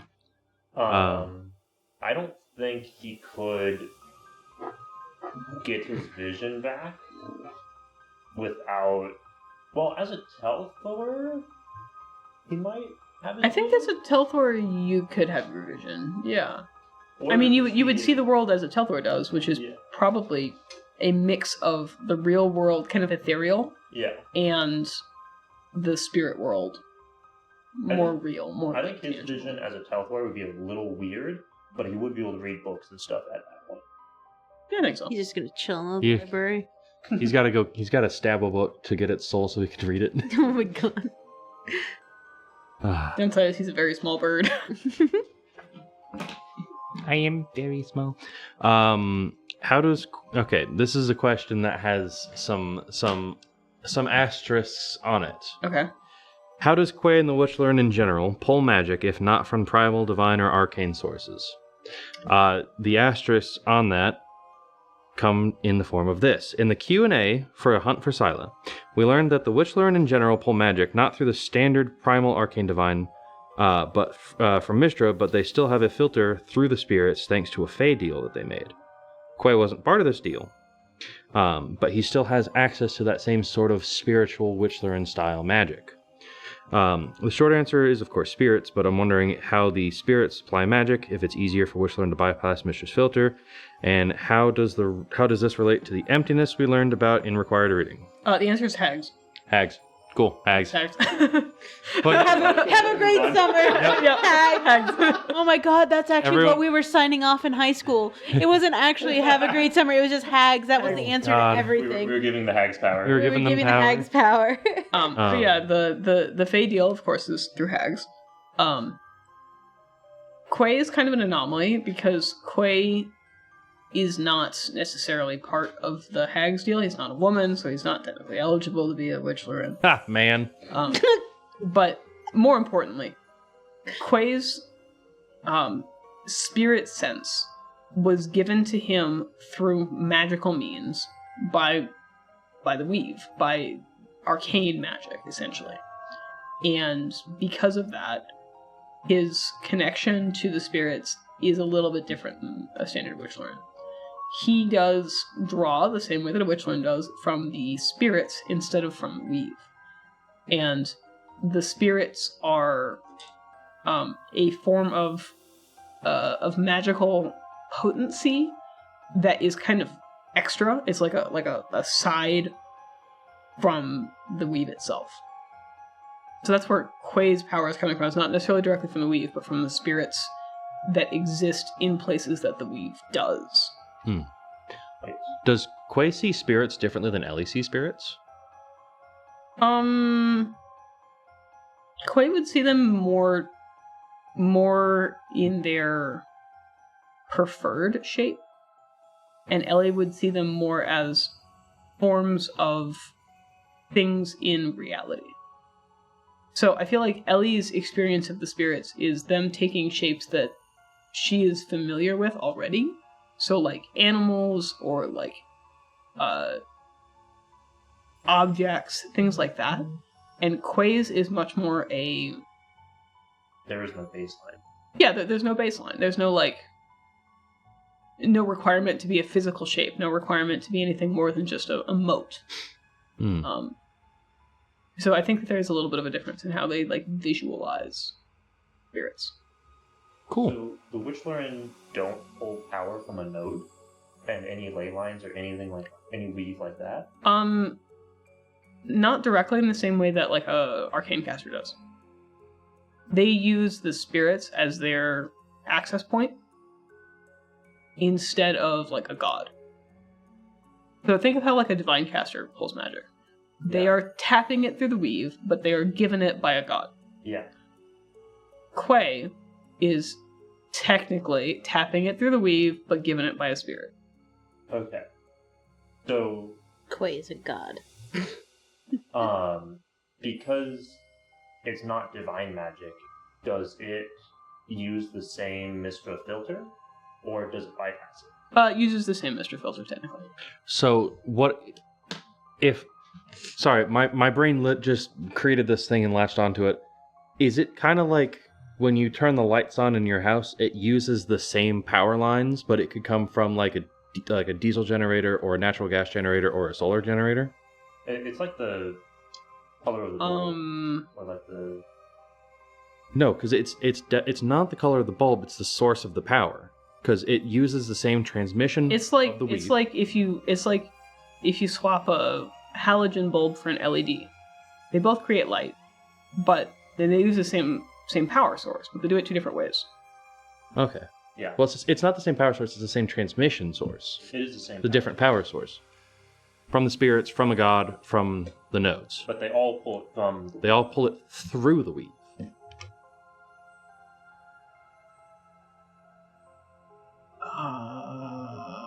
Now I see your analogy. The weave is the conduit Yeah, I suppose that's fair. from the caster to the power source. What? Why is there a mark on the 2-inch line? Yes-ish. Good for you. I'll give it a yes-ish. Cool. It's okay for people to be proud of that.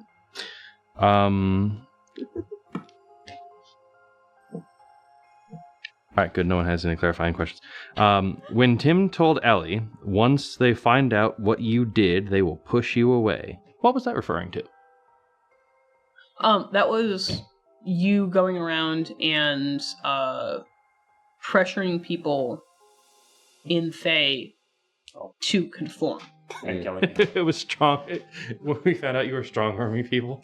Yeah. I don't think they would have pushed you away. I think it would have been like, That Ellie. I think it would have more think been like, Lysair- yeah, that's on brand. I think Lysair would have Lysair would have had some. concerns. Yeah. Quay would have had some concerns. So it's concerned, but it would have been a It would have healthy. been too late. No. We would have been No. like, Ellie, can you explain this? They're like, I don't have to. They were against us. It's too late now. It's What are done. you gonna Problem. do? Undo it? There are no more problems. The problem has been solved. Ellie's just like, anything for you, babe. Oh man. What Honey that kills people. Oh, I didn't know. I don't know. What actually happened to Cauldron? To Cauldron? Yeah. Cauldron was killed. Cauldron was actually killed by the Baronloth. Oh. When? Where? Ooh, how? Cauldron was What? killed when Ellie stabbed him. Oh. Oh. So when Ellie stabbed Threads Mm-hmm. and I witnessed Cauldron being stabbed, that was real? That was real. Straight up. Damn. Damn. The I can't believe you killed my dad. Yeah, I guess, yeah. The Baronloth, one of its abilities, and unfortunately I didn't really get a chance to use it in combat, is Shield of the Innocent, where it is able to take anyone who it's ever had influence over and replace an attack Ooh. against it on them. Oh, it could have started throwing some of those star spring people at us. Or the mostly Darcy. Well, it's not that it would have been throwing them at us. It would have Well, been throwing us at them. Yeah. Yeah. Or just putting them up. But I pulled all those connections. But Ellie severed it. Mm. Oh, yeah. Like Lysair didn't smite Ellie then. Stonks, dude! You actually shielded the innocent. Yeah. But that was one of the abilities the Baronloth originally had. Holy shit. Fucking Ellie's so cool. You're not What gonna a- hit me. You're gonna hit him. What a crazy bitch. She That's shielded the innocent. reason that the Baronloth was only able to change targets of attacks within the party. Because we were the only ones who still technically had connections. Rad. That's cool as shit. Holy R.I.P. shit. Cauldron. There's a couple key moments then of Ellie doing really risky shit that really pays That off. paid off. Mm-hmm. Like this, like, Like taking on all the... Yeah. connections. That it? I have to fucking think. Well, why do you think? How did Cauldron get under Tim's influence to be able to get killed? Because Threads remembered Cauldron. That's it? That's. Because Cauldron was close enough to Threads that the Baronloth. So Started to know Cauldron about was minding his own business somewhere. You gonna try and fuck me by fucking my dad? He wasn't connected to Tarsus. And now he's your mom. He wasn't doing anything bad. I feel like intrinsic to any good red wizard is a quest for power. Yeah. A quest that can be easily filled with a little bit of assistance from a Baronloth. That's Yeah. That's yeah. So was he corrupted by Baronloth before he got stabbed? The Baronloth knew about him. Okay. I don't know. I don't know for certain if like Cauldron had like struck a deal with the Baronloth, but Cauldron knew about it. Now watch as I kill you. Watch as I kill Or I you. should say, the Baronloth knew about Cauldron, and Cauldron was influenced, though not of his own knowing. So Cauldron did survive the explosion originally. Yeah, where was he? Cauldron was in Eltabar. Oh. Was he a prisoner? Yeah, he was held there. Okay. Mm. So he wasn't part of the Zorro. He wasn't part of Lazoro's rebellion or Avos. No, he was a loyalist. He was Yeah. a loyalist. He was a loyalist. We would have had to kill him anyway. Yeah. We would have had to. Shocker. Hey, I might have. A guy part of the most powerful conspiracy of research in Fae is a loyalist. I might have Remember, recruited him. He made me. He was an artificer Wow. that was shunned as a red wizard and still stuck with them. Mm-hmm. He was into it. Like, God, he actually drank the Kool-Aid. he actually drank the Kool-Aid.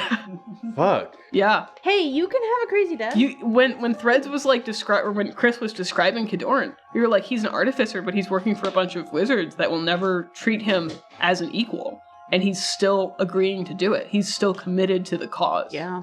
Damn. God, he's like that the little young guy in the group of bullies Yeah. who just tags along to try and fit in. Even though they mess him up. Yeah, even though they keep I picking think on him. Only one good red wizard was technically Lasser's previous charge, and then And you fucked that up. Oh, I fucked that. I betrayed. How's it feel to kill the only good red wizard? Any good red wizard is not a good red wizard. Yep. And so it becomes a dead red Any wizard. good lich is a dead bitch. Yep. Oh man. Damn. Damn. No. What nightmares would Quay have had if he had taken the cauldron at any point? Oh yeah. Oh, it would have been good stuff. I don't know. It would have been messed. So, I thought about this. I forgot what I thought about, but I thought about this. Thought about it. I thought about it. It was thought about It was at some point. It was thought about. Quay is gullible. Because he doesn't have a whole lot of experience, and he doesn't, he worries too much about people, he cares too much, and so he would have been properly easy to corrupt. Not, overnight, but, it wouldn't have been, I want power, Over and under on Lasser. but, what? Over under on Lasser, because Lasser had it for 3 days. And then said, Lasser fuck gave up after It was the like, I second can't night. do it. I can't do it no more. You lasted 2 nights and you're like, fuck this shit. It You was can have 3. You had some rough ones. Yeah. If Lasser was given a pep talk, and If Lasser was given proper therapy. if Lasser had no option but to keep the cauldron, Oh, he would it would do have it. sucked. It would have sucked, but he wouldn't have gotten corrupted that easily, I don't think. Well, the Baronoloth knew that if it was going to try and corrupt Lasser, it had a lot of things working against it, and so it had to go hard. It had to be aggressive with it. Yeah. But With Threads, didn't need to do shit. Threads reached out. Oh, That's great. It's like, let's go. I called the scam artist. But Yeah. but with Lasser already had ties to Colorado and already had very strong conviction toward his oath. Mhm. So the Baronoloth had to work a lot harder to be able to convince Lasser, and that's why it was so aggressive with Lasser. I feel like the Baronlock could corrupt Threads and say ooh, piece of candy, ooh, power, ooh, you should do that. But with Quay, he could have been much more threatening and much more manipulative and much more abusive, and it could have gotten real ugly real fast. I think with Quay, it would have offered you assurance. No, that wouldn't have worked. You can keep keep your friends and everybody safe and alive if you do what I tell you to do. If it was threatening and abusive, that would have worked, but not just straight, ooh, power. No, Quay would have needed to been manipulated into thinking that he's doing it for the better good. Yeah. And that's not difficult out of the Baronoloth's realm of possibilities. Hmm. If Quay thought he was doing it for the right reasons to genuinely help Ellie, I think the Baronoloth would have put you in a situation where you kind of knew it was coming after you guys, actively coming after you, and it could have given you assurance by a different route. Not necessarily that the Baronoloth specifically was coming after you, but that something of power was chasing you. Quay would have been It felt corner. Mm. Cool stuff. Yeah, love Thanks, it. Ellie. Could Tim have successfully corrupted Threads if we left Threads with the cauldron longer? yeah. probably. I mean, he was already doing a pretty good job. Yeah. Right on. Anyway. Really a See- corruption if it's more of that sounds Check. great. Why not? Hey man, I'm loving these quick questions. They're great. If we already asked that, who or what created the Baronoloth? The Baronoloth has always been, to my knowledge. The Baronoloth predates the earliest civilizations of the world. It is one of the ancient creations. What created the first gods? I don't know. This goes back to like Halo. And This stuff. goes back like way, way back. Damn. What hatched the first dragon? I don't know. The Big Bang. Heck. What would have happened to our souls if we died while Tim still had influence over us? Yoink. Oh no. I don't like that thought. No, it might have tried to offer you a chance to return. One of its spells actually is resurrection. Oh. It would have probably offered you a chance to go back, but not at a good cost, and definitely not a fair one. So if one of us died and we had ties to Tarskis, could we have rushed over and cast Revivify? Or would it have already been too late? I think you could have tried to cast Revivify.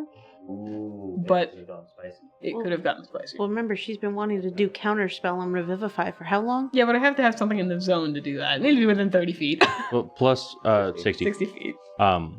Plus you have that full minute. If you had taken if you had made a deal within the first minute, then Revivify probably wouldn't have worked. Yeah. But if you had been revivified before you had been able to make the deal with Tarsikis, then you probably would have worked. Potentially. Yeah, so if the fight dragged on for like 30 more seconds, then that's 30 seconds of Tarsikis getting his grubby hands on you. Well, even then, when we stabbed Ellie, or not Ellie, when we killed Clarity so he could go say "fuck you" to Jerigal. Oh. And Clarity had a lot more than just a minute in that time frame. It would have become a question of whether that character could have been persuaded to come back for fear of their friends not being able to reach them. Or if they lose the fight. Mm-hmm. What's going to happen without Ellie on the field? And Ellie doesn't know. And Ellie doesn't know what's going on with the rest of the party. If Lysair got dropped, Ellie's the only thing holding up that party, and Threads was not looking good.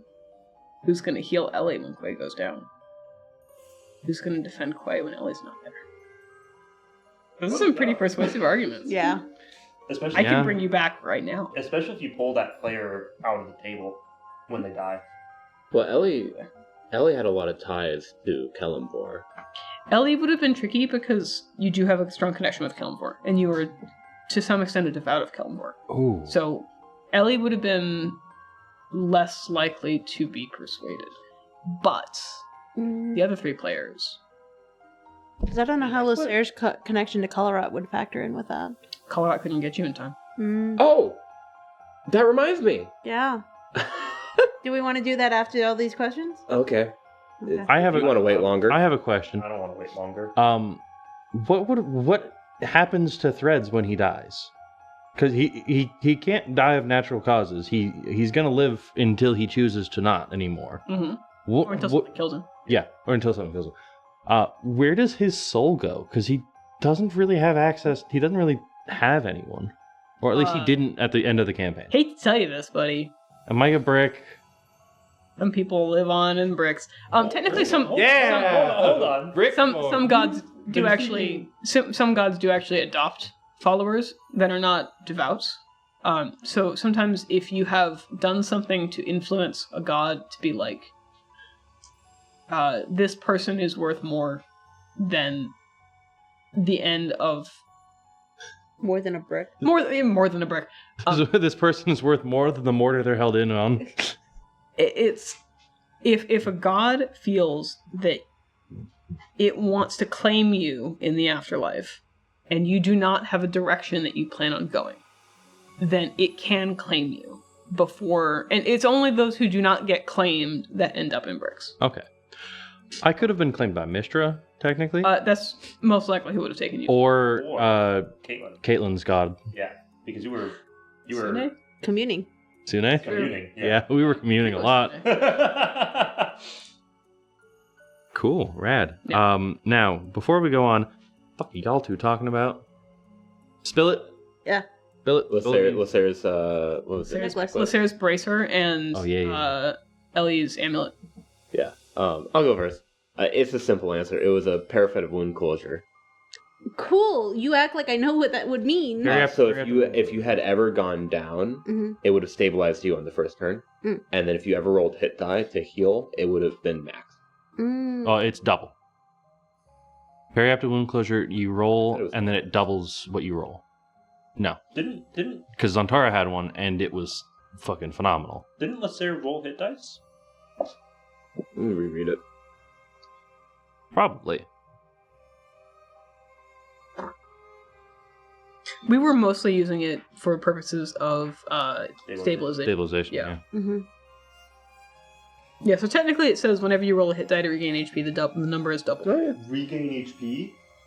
Whenever you roll a hit die to regain HP. Whenever you roll a hit dice to regain So HP. Zantara had it, and anytime he short rested, he only used like 3 dice because he could heal 80 health off of it. We never short rested after I gave it to Lysair. Yeah. Oh, you were watching for that? Yeah. Damn. Yeah. We never did. We always long rested. Okay. Your turn. So the bracer, it had 3 phases, or 3 stages. 3 stages. The first one was being able to find what direction Lysair was in, and knowing his status. The second one was being able to send a message. And the third one would have been able to teleport him to Ellie at any time. Nice. Okay. Or vice versa. Or vice versa. Yeah. So that's what I went to go talk to her about when you were stuck in the bubble, if I could use the bracer to pull you out. Oh, Remember the big explosive banishment Tim's buzz? banishment bubble? Oh. God, that's going to be in the spell. Tim's banishment bubble. But anyways, that's what I went to go talk to Lori about to see if that was how the bracer could be used, but it was only a one-way. If Ellie had known, could Ellie have blipped back from the inevitable scraps? Yeah, technically, but I think it was same plane, right? Is it same plane? it might have. Okay, if it's I don't know. I don't know for sure if it was the same plane. I mean, it would make sense if it was. No, because I asked, and it Cross has to be, planes? yeah. Okay. Because I asked, I'm like, hey, can But the trick was that the person who wanted to travel needed to be the initiator of the travel. Oh, I see. So you couldn't pull someone's corpse across planes. You had to go to them instead of the other way around. Yeah. Why Okay. didn't you go to them though when Ellie was taken? because it's only for Ellie to pull the Lysair, not the other way around. So I think it could have gone either way, but Well, because that's what I was asking for the exploding bubble. the exploding bubble, you could have gone to Ellie, or Ellie could have gone to you, but you couldn't have pulled Ellie. Yeah. I see. Yeah. Okay. I want to go real quick. Okay. Well, while Nathan goes pee, what would have happened if Adrillis killed Tim or didn't kill Tim? Padrillis didn't kill Tim. So if Tim would have inhabited the last person that struck him. and then just transformed them into himself. Oh shit. So wait. So if Hadrillis didn't kill, or If someone else had killed Tim, they would have So- just. When this zapped. Baronoloth is slain by another living being, it clings to the soul of the person who slew it. The soul is now bound in such a way that only true resurrection can restore the soul to its original state. While bound, the essence of the Baronoloth slowly transforms the body of the victim over several days, during which time they suffer and all sorts of horrible things. No magical intervention short of a wish can slow the process, but nothing can stop it. Eventually, the victim is transformed into the original form of the Baronoloth, restored to life and in full control, drawing sustenance off the soul still trapped within it. The only way to save the victim is to kill the Baronoloth, upon which the new victim is selected. Damn. so Fuck. you would have had to Hadrillis, Lysair, or Threads, And she would have. and she would have. Yeah, she said that. Yeah. Straight up. Yeah. Yeah. Multiple times. Yep. Made it very clear. Yep. So, Cool. Baronoloth, short of Hadrillis, the Baronoloth will reincarnate in whatever form is so horrible that it could attempt to kill the Baronoloth. That it could associate with the Baronoloth on such an intimate level as to try and kill it. That was the theming there. Damn. Damn. Could we technically have soul jarred Tarskus? Potentially. I guess Potentially. technically we did. Technically, as such, it is not slain. So, yes. You would have had to fight pretty hard to get it to stay in the soul jar, though. Oh, it has a choice? Well, for Is one it- thing, it has what are they called? Not magic resistance. Legendary resistances. And it also has a pretty high DC. So it would have been tricky to get it to go into the soul jar. We would have had to burn all of its legendary resistances Mm-hmm. and then also make it fail. Yeah, and it also regenerates a legendary resistance every time that you get charmed by it. Damn. Damn. That's a fucking thing to know. Damn. Fuck, dude. We would have been like, how many fucking legendary resistances does this thing have? We would have gotten angry. Just kept going. Yeah. I'm gonna skip over Nathan's question because he's not here, and I think he'd like to know the Now answer. the trick is that it only has one per turn. Okay. So it regenerates that one if something is charmed, but it has a cap of 1. Okay. It doesn't have a cap of 3, Okay, it's 1 parentheses 1, but it regenerates. and it regenerates. Yeah. Cool. Here he is. Alright. Fuck the Baronoloth. Fuck infinite legendary resistances. Told you it was bathroom. I figured he would be, but I wanted to wait anyways. can't miss Nathan has asked. Oh, and I'm very glad that Threads Crackled was resisted. Yes. That was cool. Yes. Yeah, because I was like, that man looks like he's about to die, and he's happy for it, and I don't want to do that to him. What happened to the emptiness spren that settled outside of Thaymount? Yeah, they're still hanging out there. They will continue to be. They're just chilling. Brad, are we ever gonna get Great Flame back? The dude that just left? Oh, the Ashen one? Yeah, the Ashen one. Is he ever Oh. coming back? The Ashen One being a spirit of Eltabar will return once Eltabar starts becoming more cultivated by spirits. Nice. Cool. So we would have seen it in our lifetime. Probably. Mm-hmm. Yeah, Nice. you probably would have seen its return in your lifetime.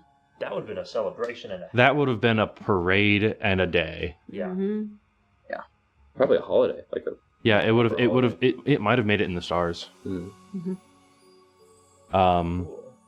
Rad. If the Cauldron, well, I think we answered this. If the Cauldron was never really a catalyst for Tim, does that mean he always haunted the party, or is it not till we got the Cauldron? We've answered that one. We're getting through these. What happened to the Bookbinder's book? Which one? So Yes. I know he has multiple that he makes one per creature that he destroys, right? One page per creature. Okay, Oh. 1 page per creature. That book. So the Bookbinder has a archive that remains in his demiplane. Damn. Damn. There is only one copy of that book or one copy of its books that you guys are aware of, though it has sold many into the world.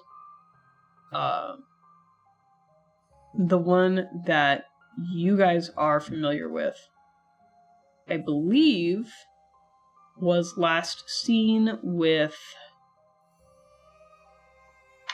Calsander. Mm-hmm. And since then, we have lost track of it. Boy. Oh. What? What book was? So there was a book. Calsander was seen using one of the Baronoloth's books. Mm-hmm.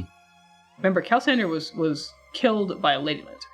Oh, Calvin was the guy that was. We gave him the information of, oh yeah, that crystal got it from a Lady Lancer. Oh yeah. Mhm. Yep. Because Quay was like, I'm gonna throw my crystal at him, see what he does. Big brain move. You gotta believe me. It was that instantly blew up in your face. Yeah. Because he was like, I recognize this. Whose is this? Am I? Some woman gave it to him. Walked into a wall. So a Baronoloth could waltz into, with some trouble, Tarsicus's domain, grab that book, and summon a Glasser.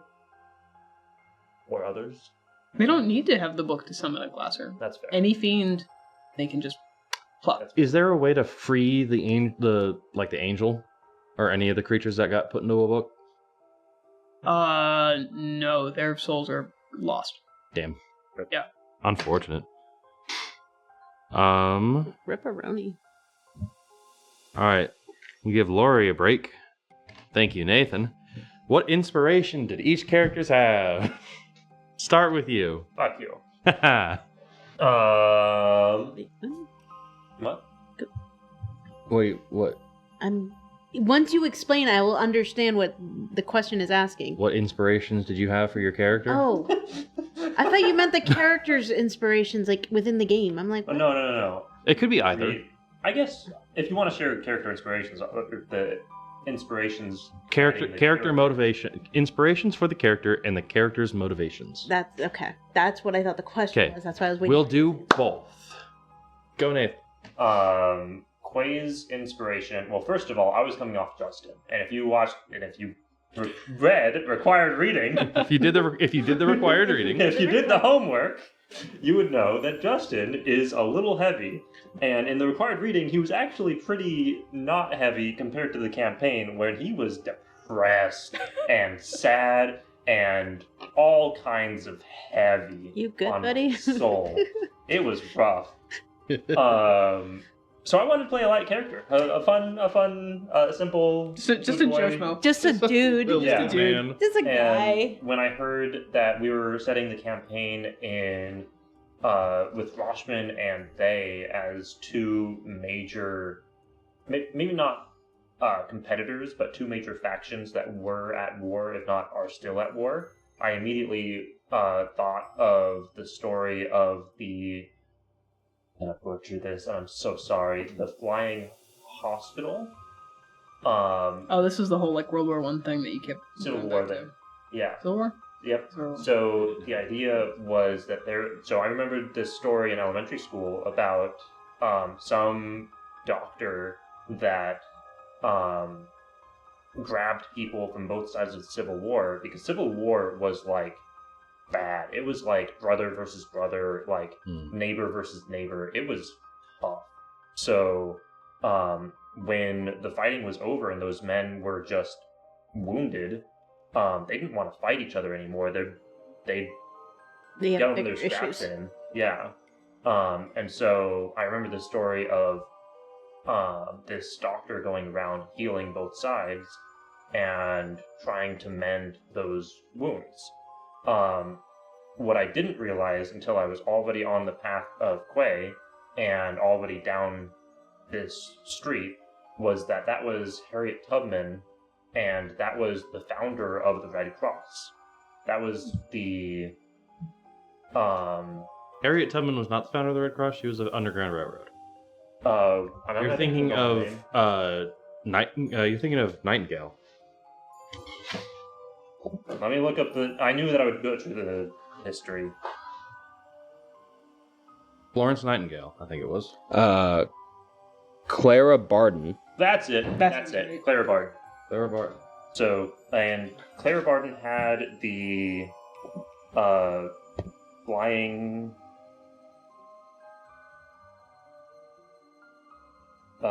hospital? There was a name for it. It is the flying hospital. Okay.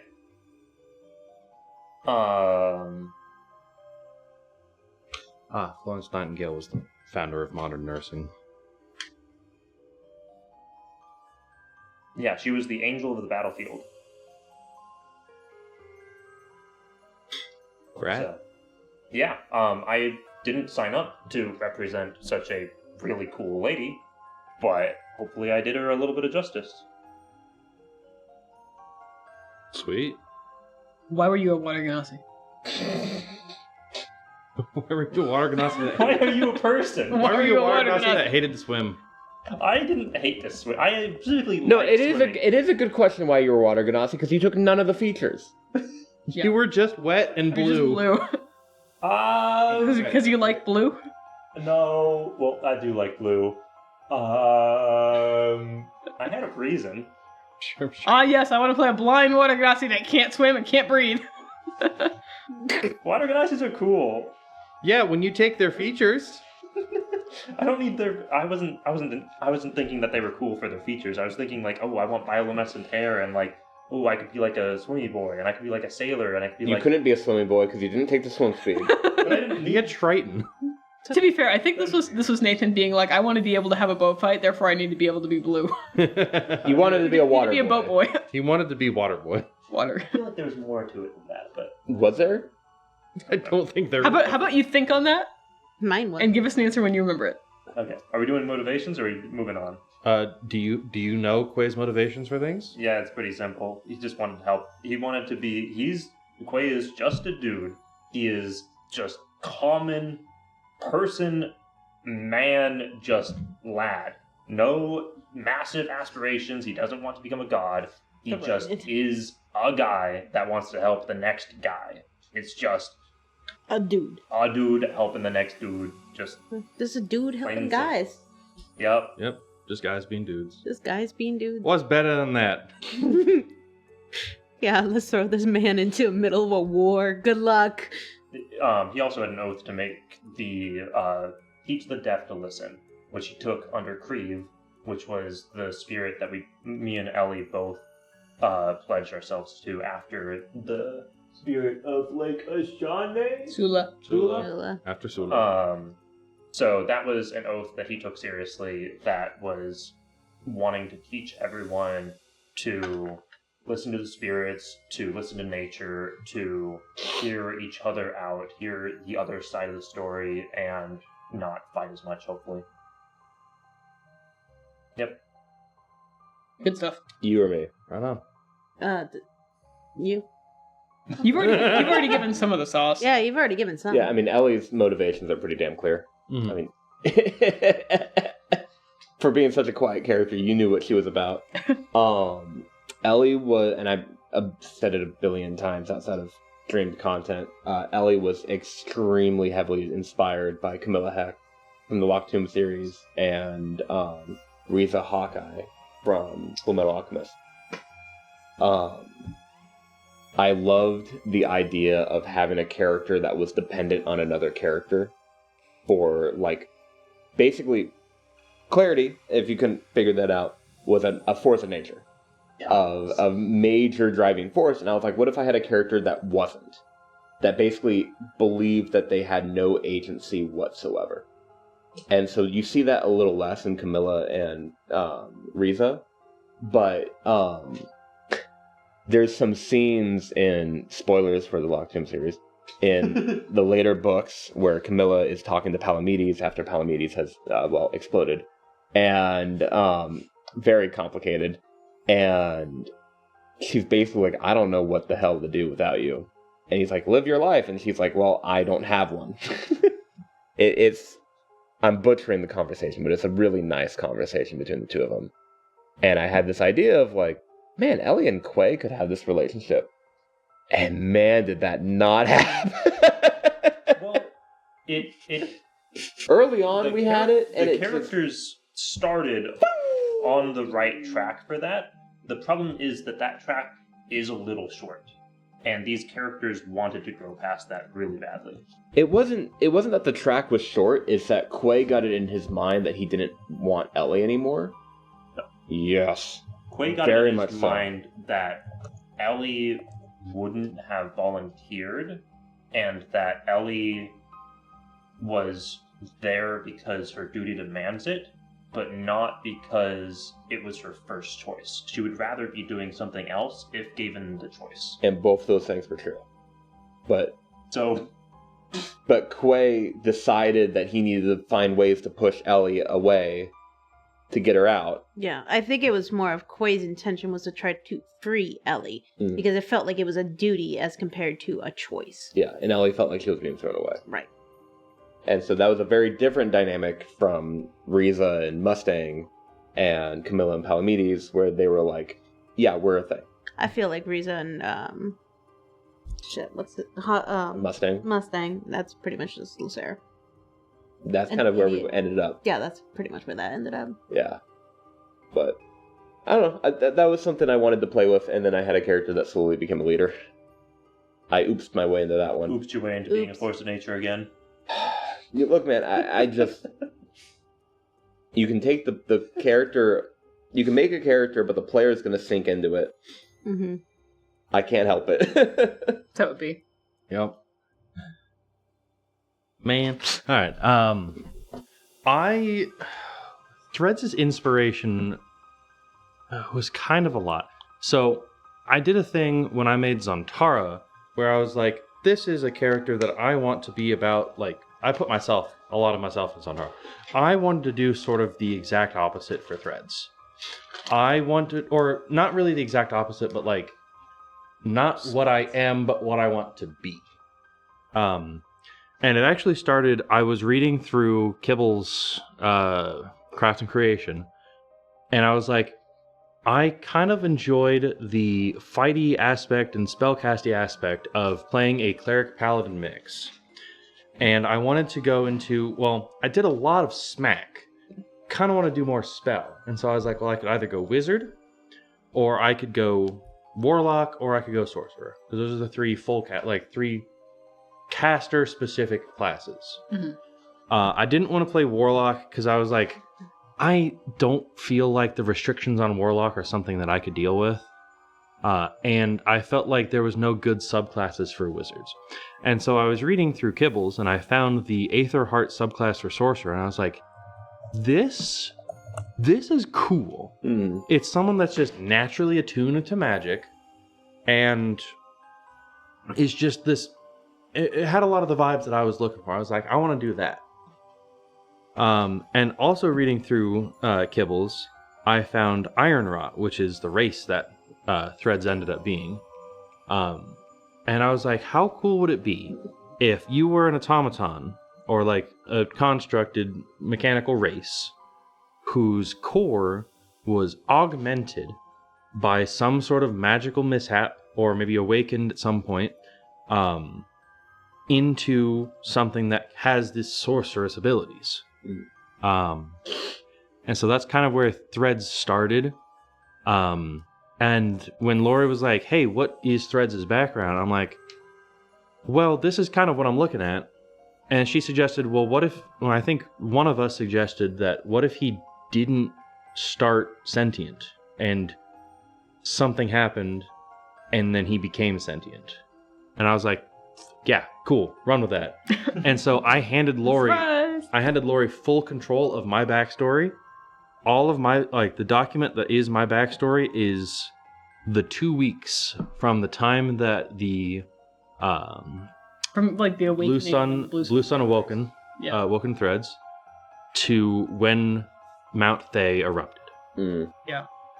And there's a very like concise backstory there. Yeah. Mm-hmm. And it was like, these are things that I kind of remember from like brief glimpses of memory, but I've got nothing and no one. I've got my master Cauldron. He seems to be doing real good. I seem to know what I'm talking about when I look at paper and I write stuff on paper. Mm. I'm having a blast. And then the world blows up, and he's like, "You are the key to you are the key to Thay. Follow me. Here's a guard. Keep him safe."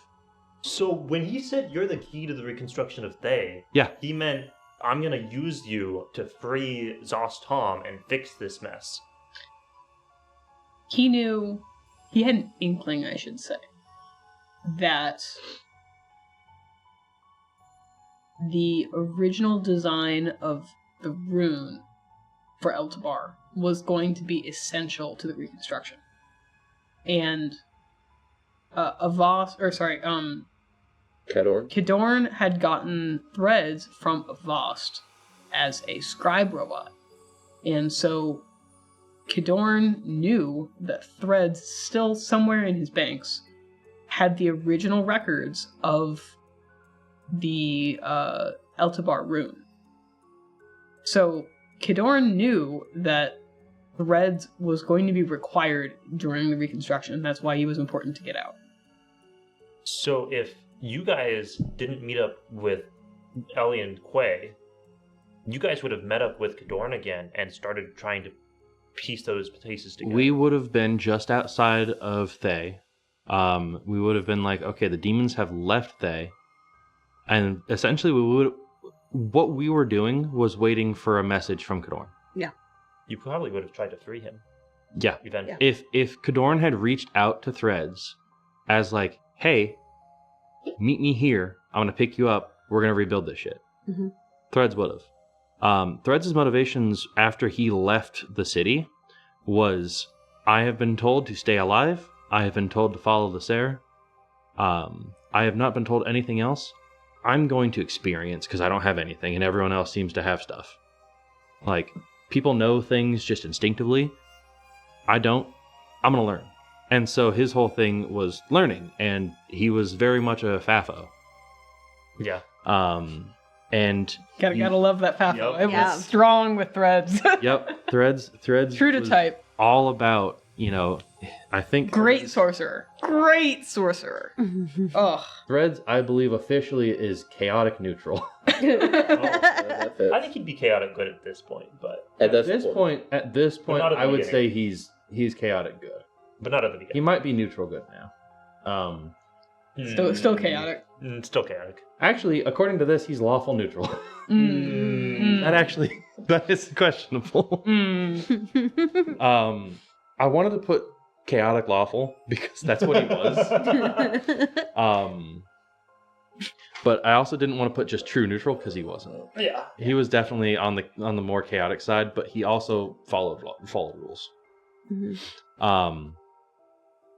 But yeah, I had theming for what I wanted him to look like, and most of it came from the books I was reading at the time, and that was very much a steampunk-esque with airships and cool like copper metal and like gemstones that are used to power things, and they drill little holes in them and stick the wires in, and where you drill the hole and how you stick the wire in determines what that crystal is used for. And so like you get more or less power depending on like these little wires that get inserted and where they're at, and you can like control levitation and shit. It's real cool. It's a really dope book series. But like that's where he got his little like cloak, his cloak from. That's where he got his whole look from, and his The hat. The hat. The dapper hat. the dapper hat and the cane. Threads. That's exactly where that came from. I like the ascot personally. The ascot's great. Because the whole thing was Threads is a scribe, but he also does, work essentially and deliveries in the city to the important red wizards. You can't go into that nude Naked. or badly dressed, and he can't wear red. Mm-mm. So he has his suit, and that's his I'm going into work suit. And it was just a blast. All right, Lasser. Your first character. Yeah. So yeah, for my first character, it was really overwhelming. So it was survive. So I asked, like, okay, so what's going to be kind of the easiest class to kind of wean myself into? And Yes, take some crack cocaine in the form of paladin.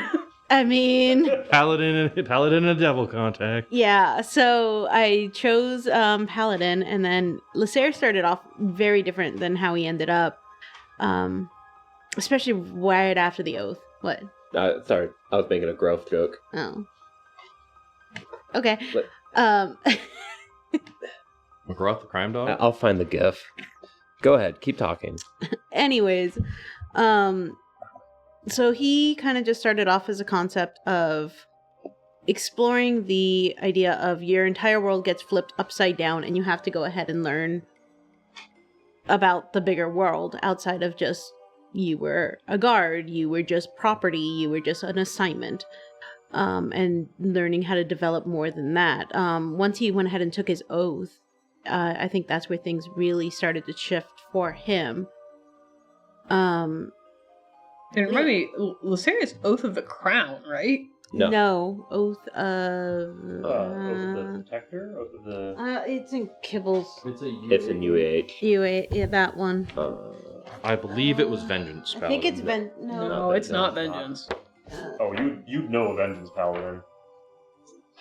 There we go. Oath of Vigilance. Oath Oath of of Vigilance. Vigilance. Yep. Okay. Yeah, so Oath of Vigilance, and his character just honestly really developed once playing it off of everybody else.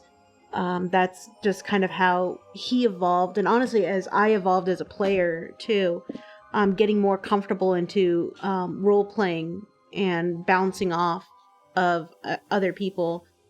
That's where I believe the relationship with like Ellie definitely grew, but also finding that connection with Quay and with Threads as well. So he was just kind of, he started off as a, what even was he at the beginning? He was just a disgruntled drunk at the beginning. He would have been a fighter, probably. Yeah, he was kind of boring. Yeah, he was drunk guard. because he was dealing with All the this- fucked up shit. Yeah, with all the issues, and then he kind of grew, and yeah, now he's my good boy. I don't think we ever actually talked about it on stream, but Lasser, prior to the campaign, Oh, had a little bit of context for his relationship with Faye. yeah. You want to talk about it, or you want me to? Go for it. You go. So- Because I only remember like the highlights. So Lasser had a charge. Lasser was a assistant to a Red Wizard. So essentially, the Red Wizards would sometimes have like a marshal that would be charged to protect them. And Lasser was given as a charge to a wizard who managed like shipping and goods transport through Fae, or specifically through Eltabar. Give me 2 seconds, I can find it. I got two. It's in here. Sephrus Nauzashar. Yeah, Nazashar. And Nauzashar was a imports and exports inspector. And as part of Lasser's charge, he was privy to understanding some of the political decisions that are made with how goods and resources are allocated within Thay, within Eltabar and the other nearby cities. And so sometimes he would see, this city is allocated this much food, but we couldn't afford to do it this year because Zostam needed more money for XYZ. So this town is going to go hungry because we wanted to do this experiment. And that was something that he couldn't stand behind. So he started altering rosters. He started changing how much each shipment contained. And when Lasser found out about it, Lasser was like, this is illegal, you need to stop this. And he refused. And so Lasser went to higher-ups and said, this guy is actively working against That's right. Faye, and turned him in. Yeah. Yeah. So Lasser was very much a loyalist when you first met him. Mm-hmm. Growth. Growth. And then, yeah. And my aesthetic for choosing him was, I honestly just thought Fire Ganassi's look cool. I've got more answers, but You've got Yeah. more answers to what? Why Quay was a water Ganassi. Oh, okay. Why were you a fire Ganassi though? Because I really liked the aesthetic and it was cool. Other people are cool too though. Yeah, but that With was the fire first hair. one I saw and attached to. Come on, And you also only got fair. fire speed. Fine, because I'm also an Say a arsonist. fire speed. you can't even swim through fire, Come on. you idiot. No, but no, it's just more of I really like the aesthetic of it. And it 'Cause- worked out. It worked out really well, and then yeah, for the longest time he didn't have a face because we just put a helm on him and just slapped that on there and just left it alone. But then I think Lorelai was like, Lorelai made the art, and Lorelai's like, I'm gonna at make that this point boy the hot. helm. boy. Hot and boys then get the hose. Hot boy gets the hose, and then at that point the helm just disappeared forever. Yeah, we were like, we can't ever put a helmet I'm back like, on this I'm man. never He's putting too a pretty. helmet back on him. Yeah, you're also never taking your armor off. Yeah, his armor is never coming off because Lori punished me for That's that. who's gonna get married in his armor. Yeah, pretty much. Honestly though. Get new armor. But yeah, so that was kind of the motivation for Lasser, and just kind of how he's grown is honestly, I would say, a reflection of how much I've grown as a player. And honestly, as a person too, because you really develop. Your first character is a big jump, Yeah. Yeah, Mhm. especially coming from like short form D&D to playing a 2-year-long campaign. Yeah, especially of not really knowing much about D&D and being invested into it. So it's like watching the story of Lysair is actually kind of a reflection of how I've grown as a character too, or as a person, not just a character. But yeah. Careful, you almost started crying there. Well, Your voice started breaking there. Yeah. I mean, like Lori said, is like your first character is a lot, and to be honest, it did feel at the end of the campaign like losing a part of myself. Of just like I'm done. I don't need to explore that anymore. It's been told. I think someone also put a great analogy of like it's like graduating high school. Is you still want to live in the moment, but you're excited for what comes next. But all your other friends are ready to move on. They're already gone. But it's like, well, I still want to celebrate this little moment. And so being able to do that with a character is really cool. Mm-hmm. So why'd you choose a water ganassi? So if you look at a map of Thay, and you look at a map of Roshman, Uh-huh. you'll notice that the border is a river. So me being the border lad, I wanted to be where conflicts occur, which would be at border disputes, which would be alongside the river. So Mhm. obviously I needed to have an aquatic race. And I didn't want to be a monstrous, like, grown. Wow, that was- God, Fuck is a if Quay had been It's a frog. It's a frog, man. frog person. If Quay had been a little fucking poisonous dark frog, little motherfucker.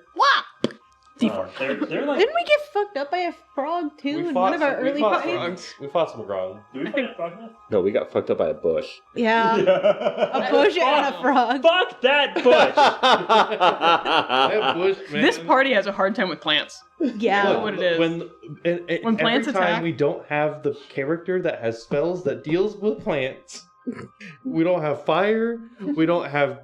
No, I Fucking tried. decay. I It was on tried fire, with the fire. and It just absorbed got me worse. anyways. Yeah. It didn't help. Consume. Consume. So that was why Quay was with Water Ganassi, is because he didn't want to be a monstrous race, but he did want to be on the border, which did have a river, so he did want to be aquatic. Water Ganassi. It also worked out for Lysair because Thay being right at the foot of a mountain, Mhm. or actually, I think it was because you told me. Altabar being at the foot of a mountain does have a population. I think it was of also- Argonauts. I think it was also when you told me it was going to be a volcanic explosion. I'm like, oh, cool, fire, cool, Fire. perfect. Yeah. Yeah. Right on. Okay. What does the Red Dawn look like in 5, 20, or 200 years? Oh God. Yeah.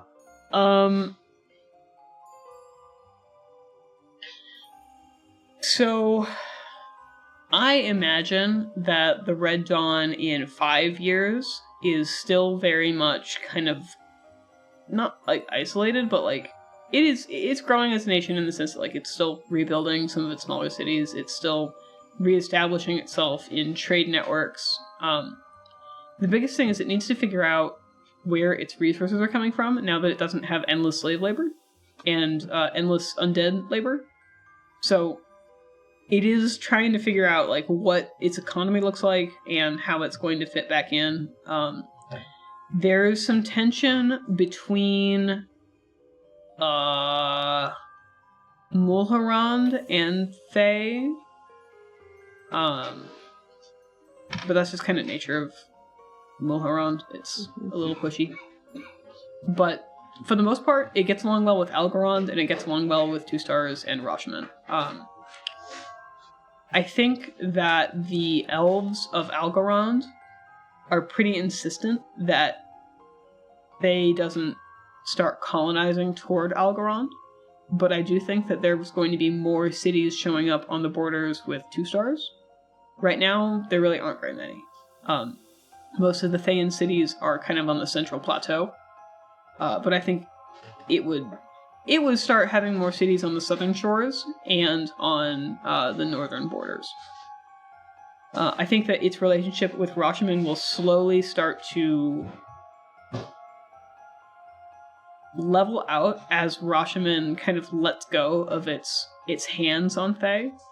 So Rashomon historically is very much an isolated country. And I think that given time, it will continue to be isolated, but it needed to step in to be able to stabilize that in the meantime. So I think Rashomon will once again kind of let it be its own thing. Further down the road, it's going to start sending massive trade networks out. It has a lot of resources that are still very valuable, and being more in line with like what Cormyr and the Swords Coast and like Kalimshan, Halrua, all these other like very developed nations, as they kind of starts getting itself figured out, it's going to start branching out and creating trade networks with those countries. It already had to some extent relationships with them, but they were tenuous at best. Sorry, we lost Lori Cam. Uh-oh. Did it overheat? No, I don't think it overheated. I think we just lost Lori Cam. Yeah. Everything else is doing fine. Is it this one? No, it's not what. Yeah, stop it. Technical difficulties! Yeah, I'm trying out a new camera and my head. It looks really good. I think you have to stop the stream? We might have to reboot OBS. What fixed it last time? I don't think it did. Try turning Lori Cam on and off. Canon Lori down at the bottom. Canon Lori, this one? Canon Lori. Canon, no. Nope, okay. No, I just want you Cobalt Cannon. God, I wish I could read that. You can maybe remove the source from the edit. If you open the screen of the camera, will you see I got the video? inner character question. Yep. Question. Hold on to this. Yeah. No, we're I'm good. going to write them down so you don't forget them. Yeah. No, it was the one I messaged you. Yes. a while ago. Okay. Every time it does it, Yeah. you have to reboot it. It was the one based on the chapter that I had read. If you open... How many engineers does it take to fix a camera? With this one, probably a lot. Yeah. This one's pretty. This is fine. The camera's fine. It's just frozen on.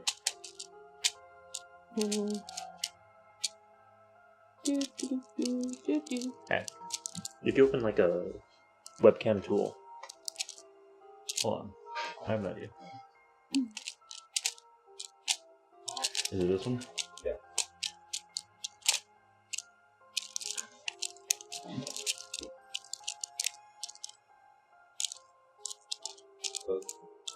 Huh? Hmm? We've got a GoPro to webcam.com on this screen. You can see it on the. What am I saying? Go to that. See if that. Oh? That works. There we go. Yep, there it is. Hey. Laurie, we're back! Woo! I can get water. I like the slight delay. Yeah. Going to space and back. Okay, goodbye. I don't know why we lost Lori Cam, but that'll probably be fixed with the capture card. Well, most likely, yeah. That's a good point. Because this is USB right now. Hmm.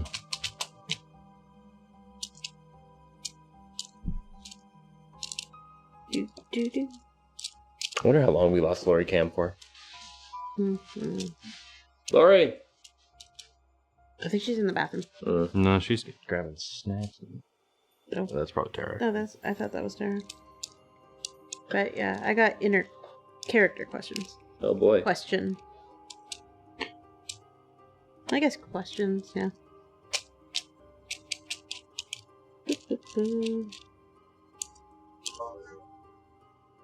What?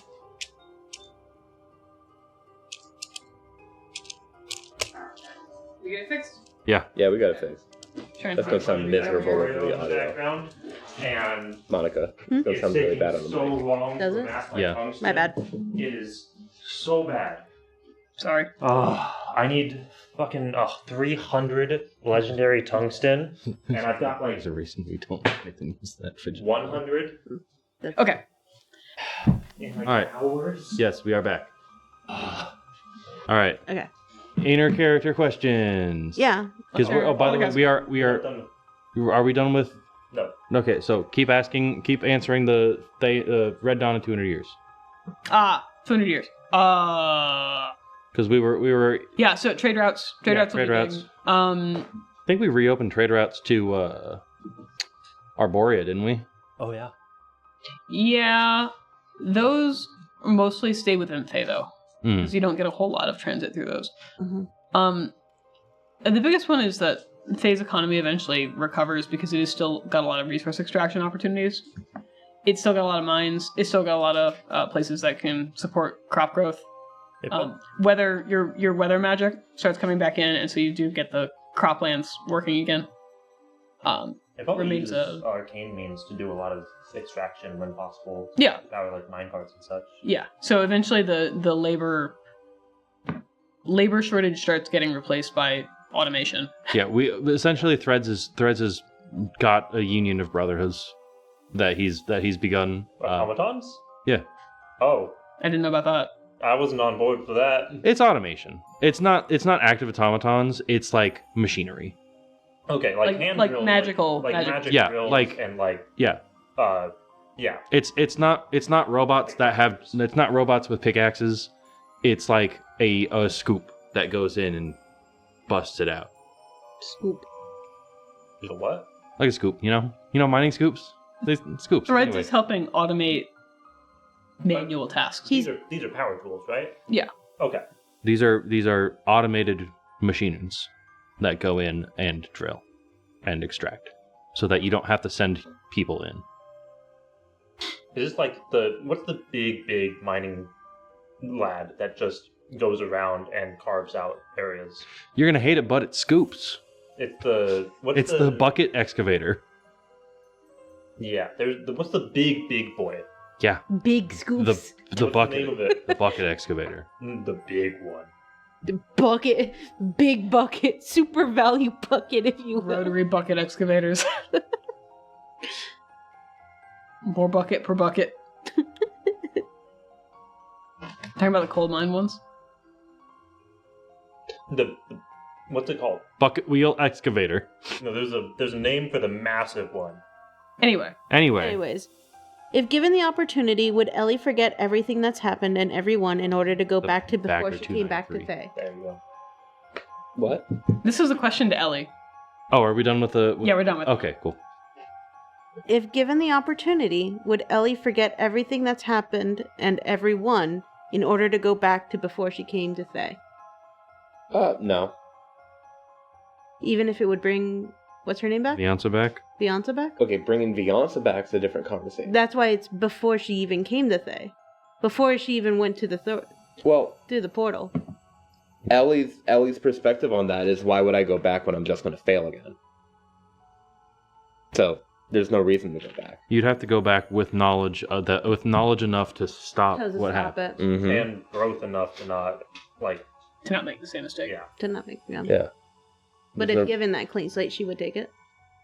Well, because she's just going to fail again. No.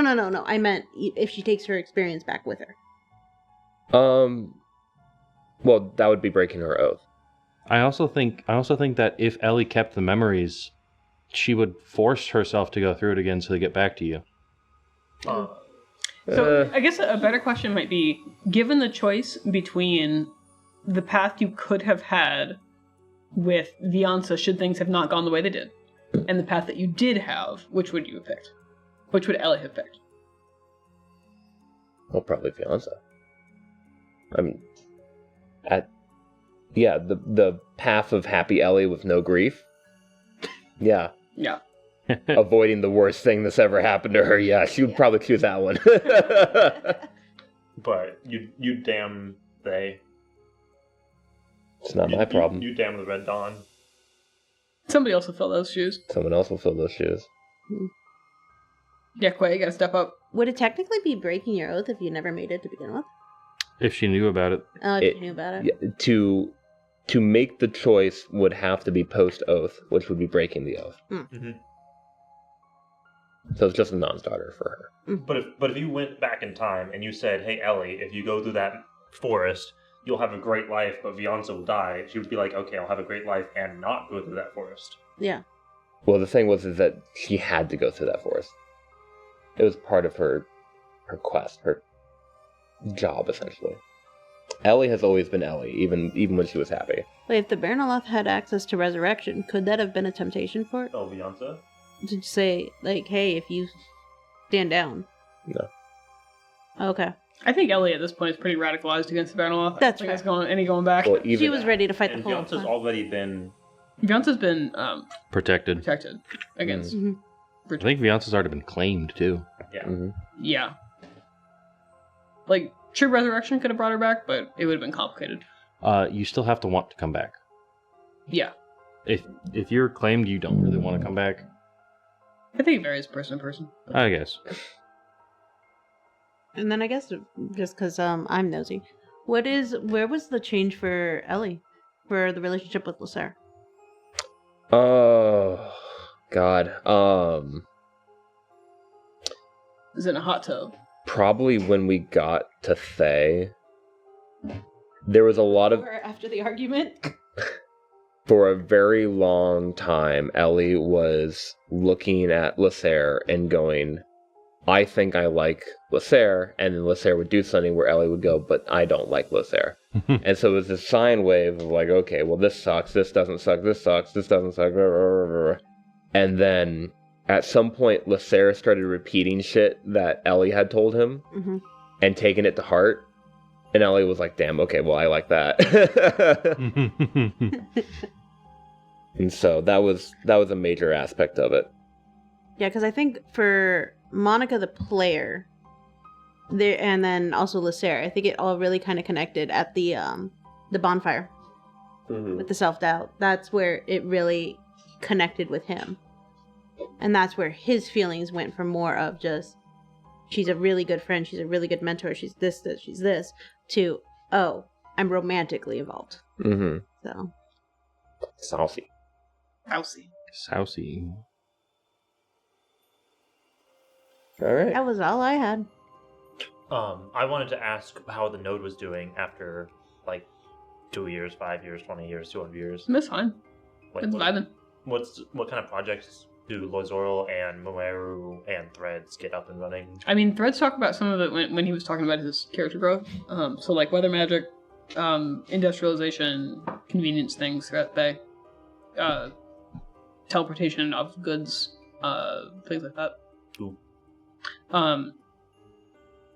Faye gets back off the ground with Cardolin, all that good stuff. Yeah. What do we do with that Cardolin? Make magic items. Do we figure out how to smelt it? Eventually. Okay. Yeah. With enough magic. Cool. All right.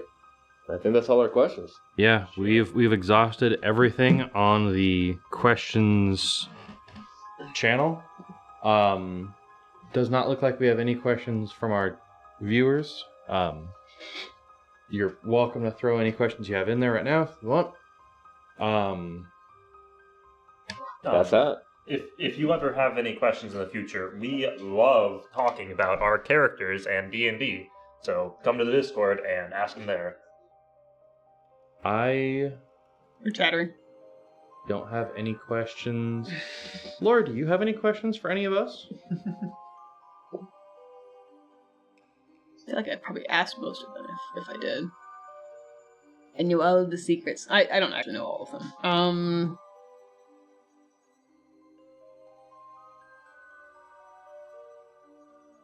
I mean, most of the stuff we've talked about, I think. Yeah, I think so. Is there any lore that you have that we haven't asked about? So the only thing that I have that's like kind of interesting is Hold on. so the Did it freeze up again? Yeah. No, that's just permanent. Your face, just disappointment. Mm.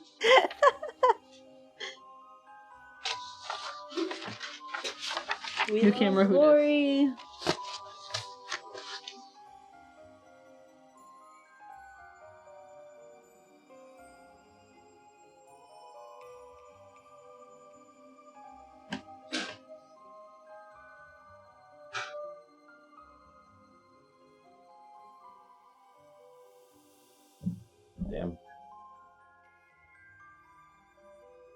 Well, we lost Lori Cam. Rip. Do you want to turn that one on? Do you want to try and switch back to the GoPros? Or not? I mean, we probably don't need to. I think we're pretty much done. Yeah, I think we're pretty much done. Yeah. We'll just lose Lori for the Down. Queen down, yeah. We'll lose the last little bit of it. Big sad. Oh, wait. It's black. I know, I turned it off. Oh. Yeah, we're just gonna have no screen over there. I'd rather not have use this weird thing. Yeah. I mean, So I guess the only last thing I wanted to give a little bit of credit to, there is an author.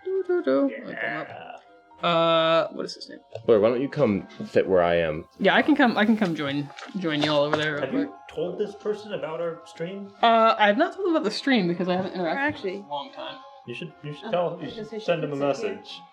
This is the entire campaign based on your work, by the This way. is a campaign based on your work. Why are you over there? You can come hang out over here if you want. No, it's fine. I'm chilling. I could also just sit behind them. I'm hanging out in the black zone. Okay. Hiding over Black there. zone. The void. So Oh, I was reading that. You were buying a couch. there is a forum called Planewalker, which is a whole bunch of people that like to write stories for, or just generally discuss Planescape. And one of the authors there is Shemeshka the Marauder, and that is a person who writes all sorts of stuff about the planes, demons, devils, but namely about the Bernoloth. And they wrote a collection of short stories. They're like, I don't know, 10 or 15 pages. Mostly they're like forum posts that talk about the Bernoloth and kind of their place in the world, how they interact with the world, and their works inspired a lot of stories that created this campaign. The official D&D content doesn't really include anything about Bernoloth. I mean, they talk very briefly about, whoa, this big scary thing, rawr. But that's pretty bleh. So Shemeshka went out there and wrote a story about the 13 Demented. The 13 Demented are something that's mentioned throughout D&D lore, so like that's like canon, but the descriptions of each Bernoloth is not. What they do in the world, how they interact, is not. And Shemeshka is one of the original D&D writers for that kind of content, right? I believe so. So this is a lot of stuff that's taken from their stories. If anybody wants to read them, I would encourage you to reach out to them. They shared a collection of their stories with me, and I think that they're more than happy to share them with you. They haven't detailed all 13, I believe.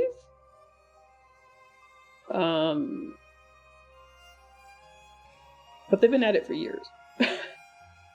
Like, I think they've literally been at it for 10 years. Damn. So, they talk a little bit about, like,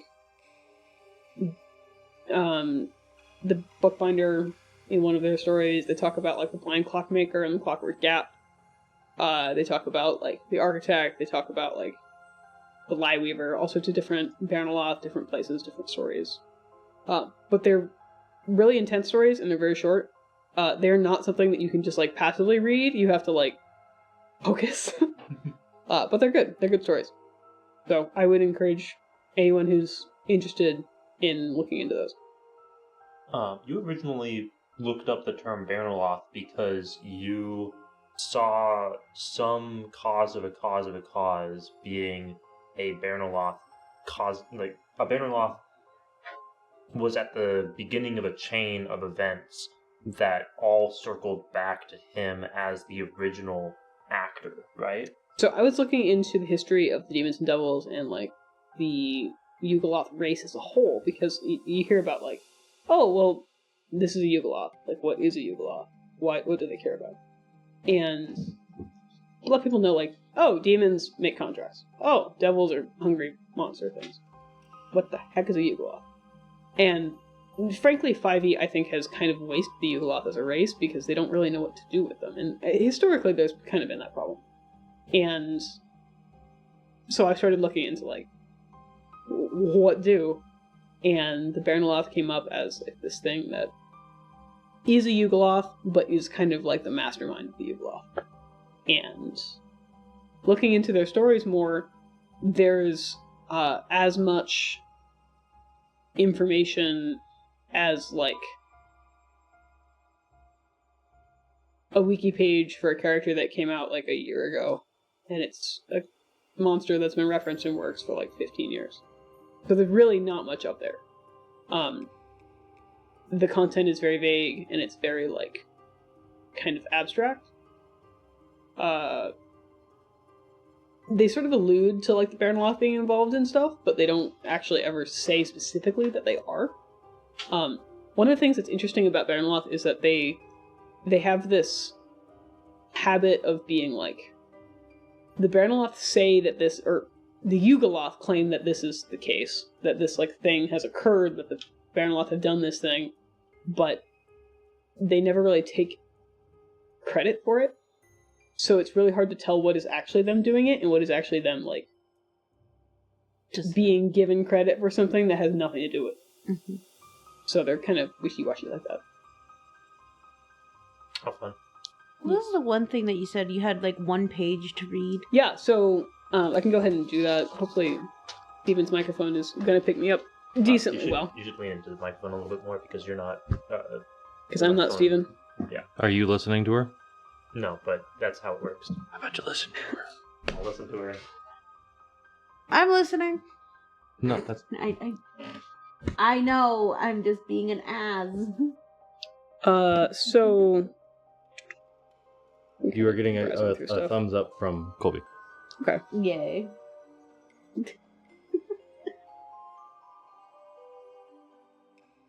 So I'm kind of debating... Because, like, you guys never really experienced much about the architect, so, like, that was the inspiration for the Baranaloth, but it's also really...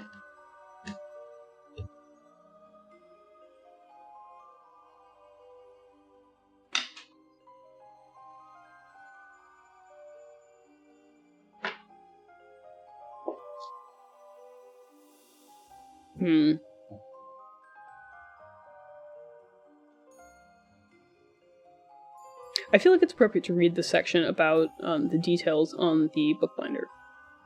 So this is from one of Shmeshka's stories. The bookbinder often takes whatever mortal form it feels would be appropriate for it to gather up that which it seeks, exclusively the souls of power-hungry mortal wizards, clerics, and theurgists.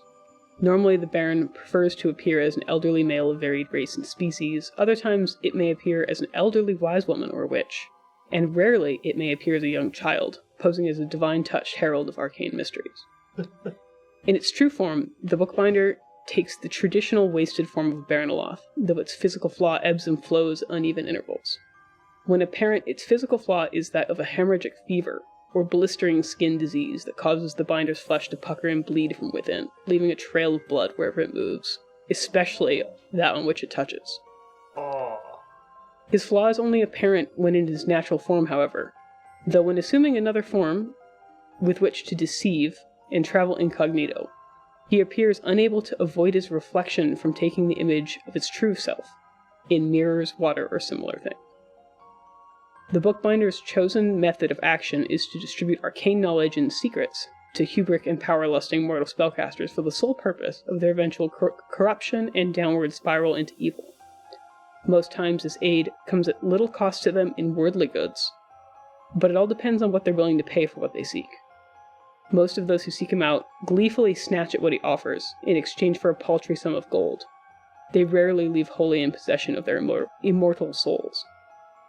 At his core, Tarsicus ibn Methkeltesh is a collector of souls, the classic image of a wandering devil who lies, cheats, and manipulates the hidden desires of his clients, offering them the world in exchange for that beyond it.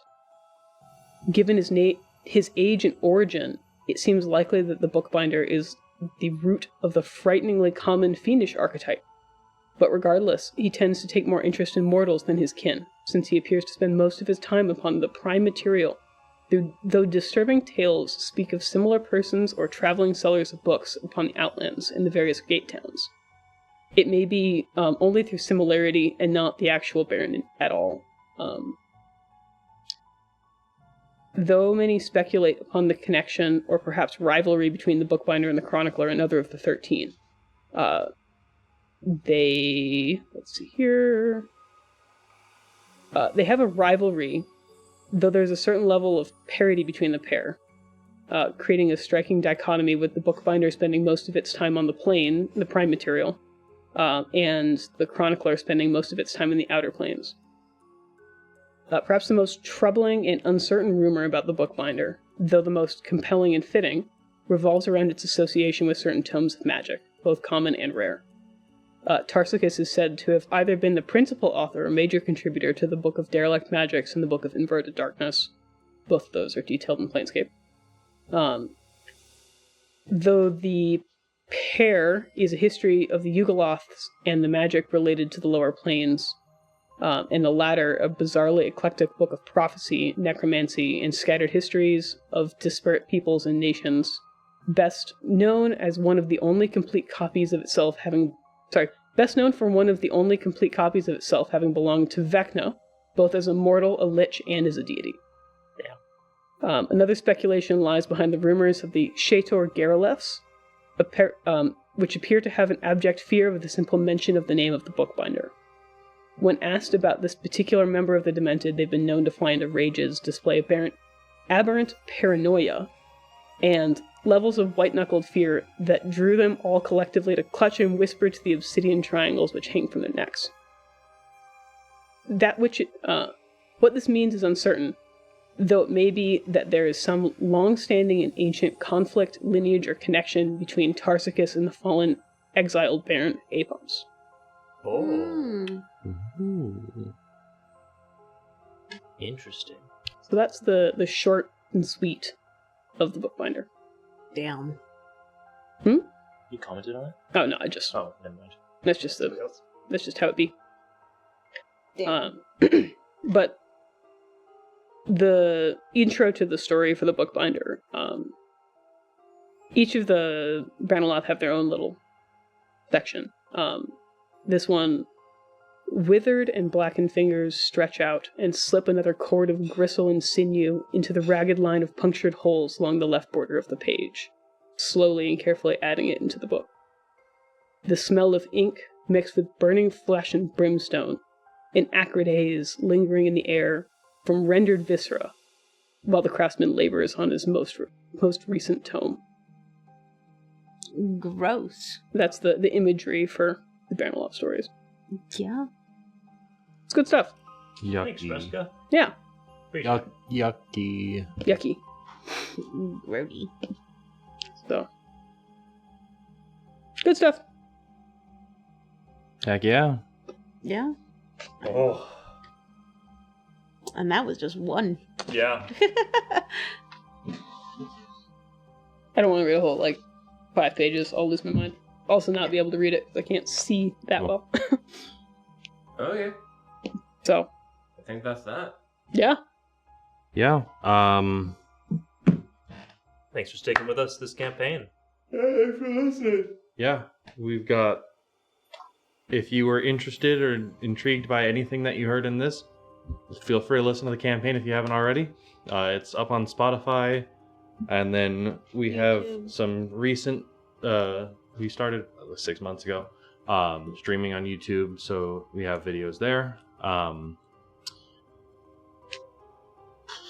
We're gonna be on a break for a couple of months. We're moving to our next campaign, but we need to have some time to build that out. And Monica has some stuff that's keeping her busy. We got new players coming. We're gonna have a new setup. It's gonna be good.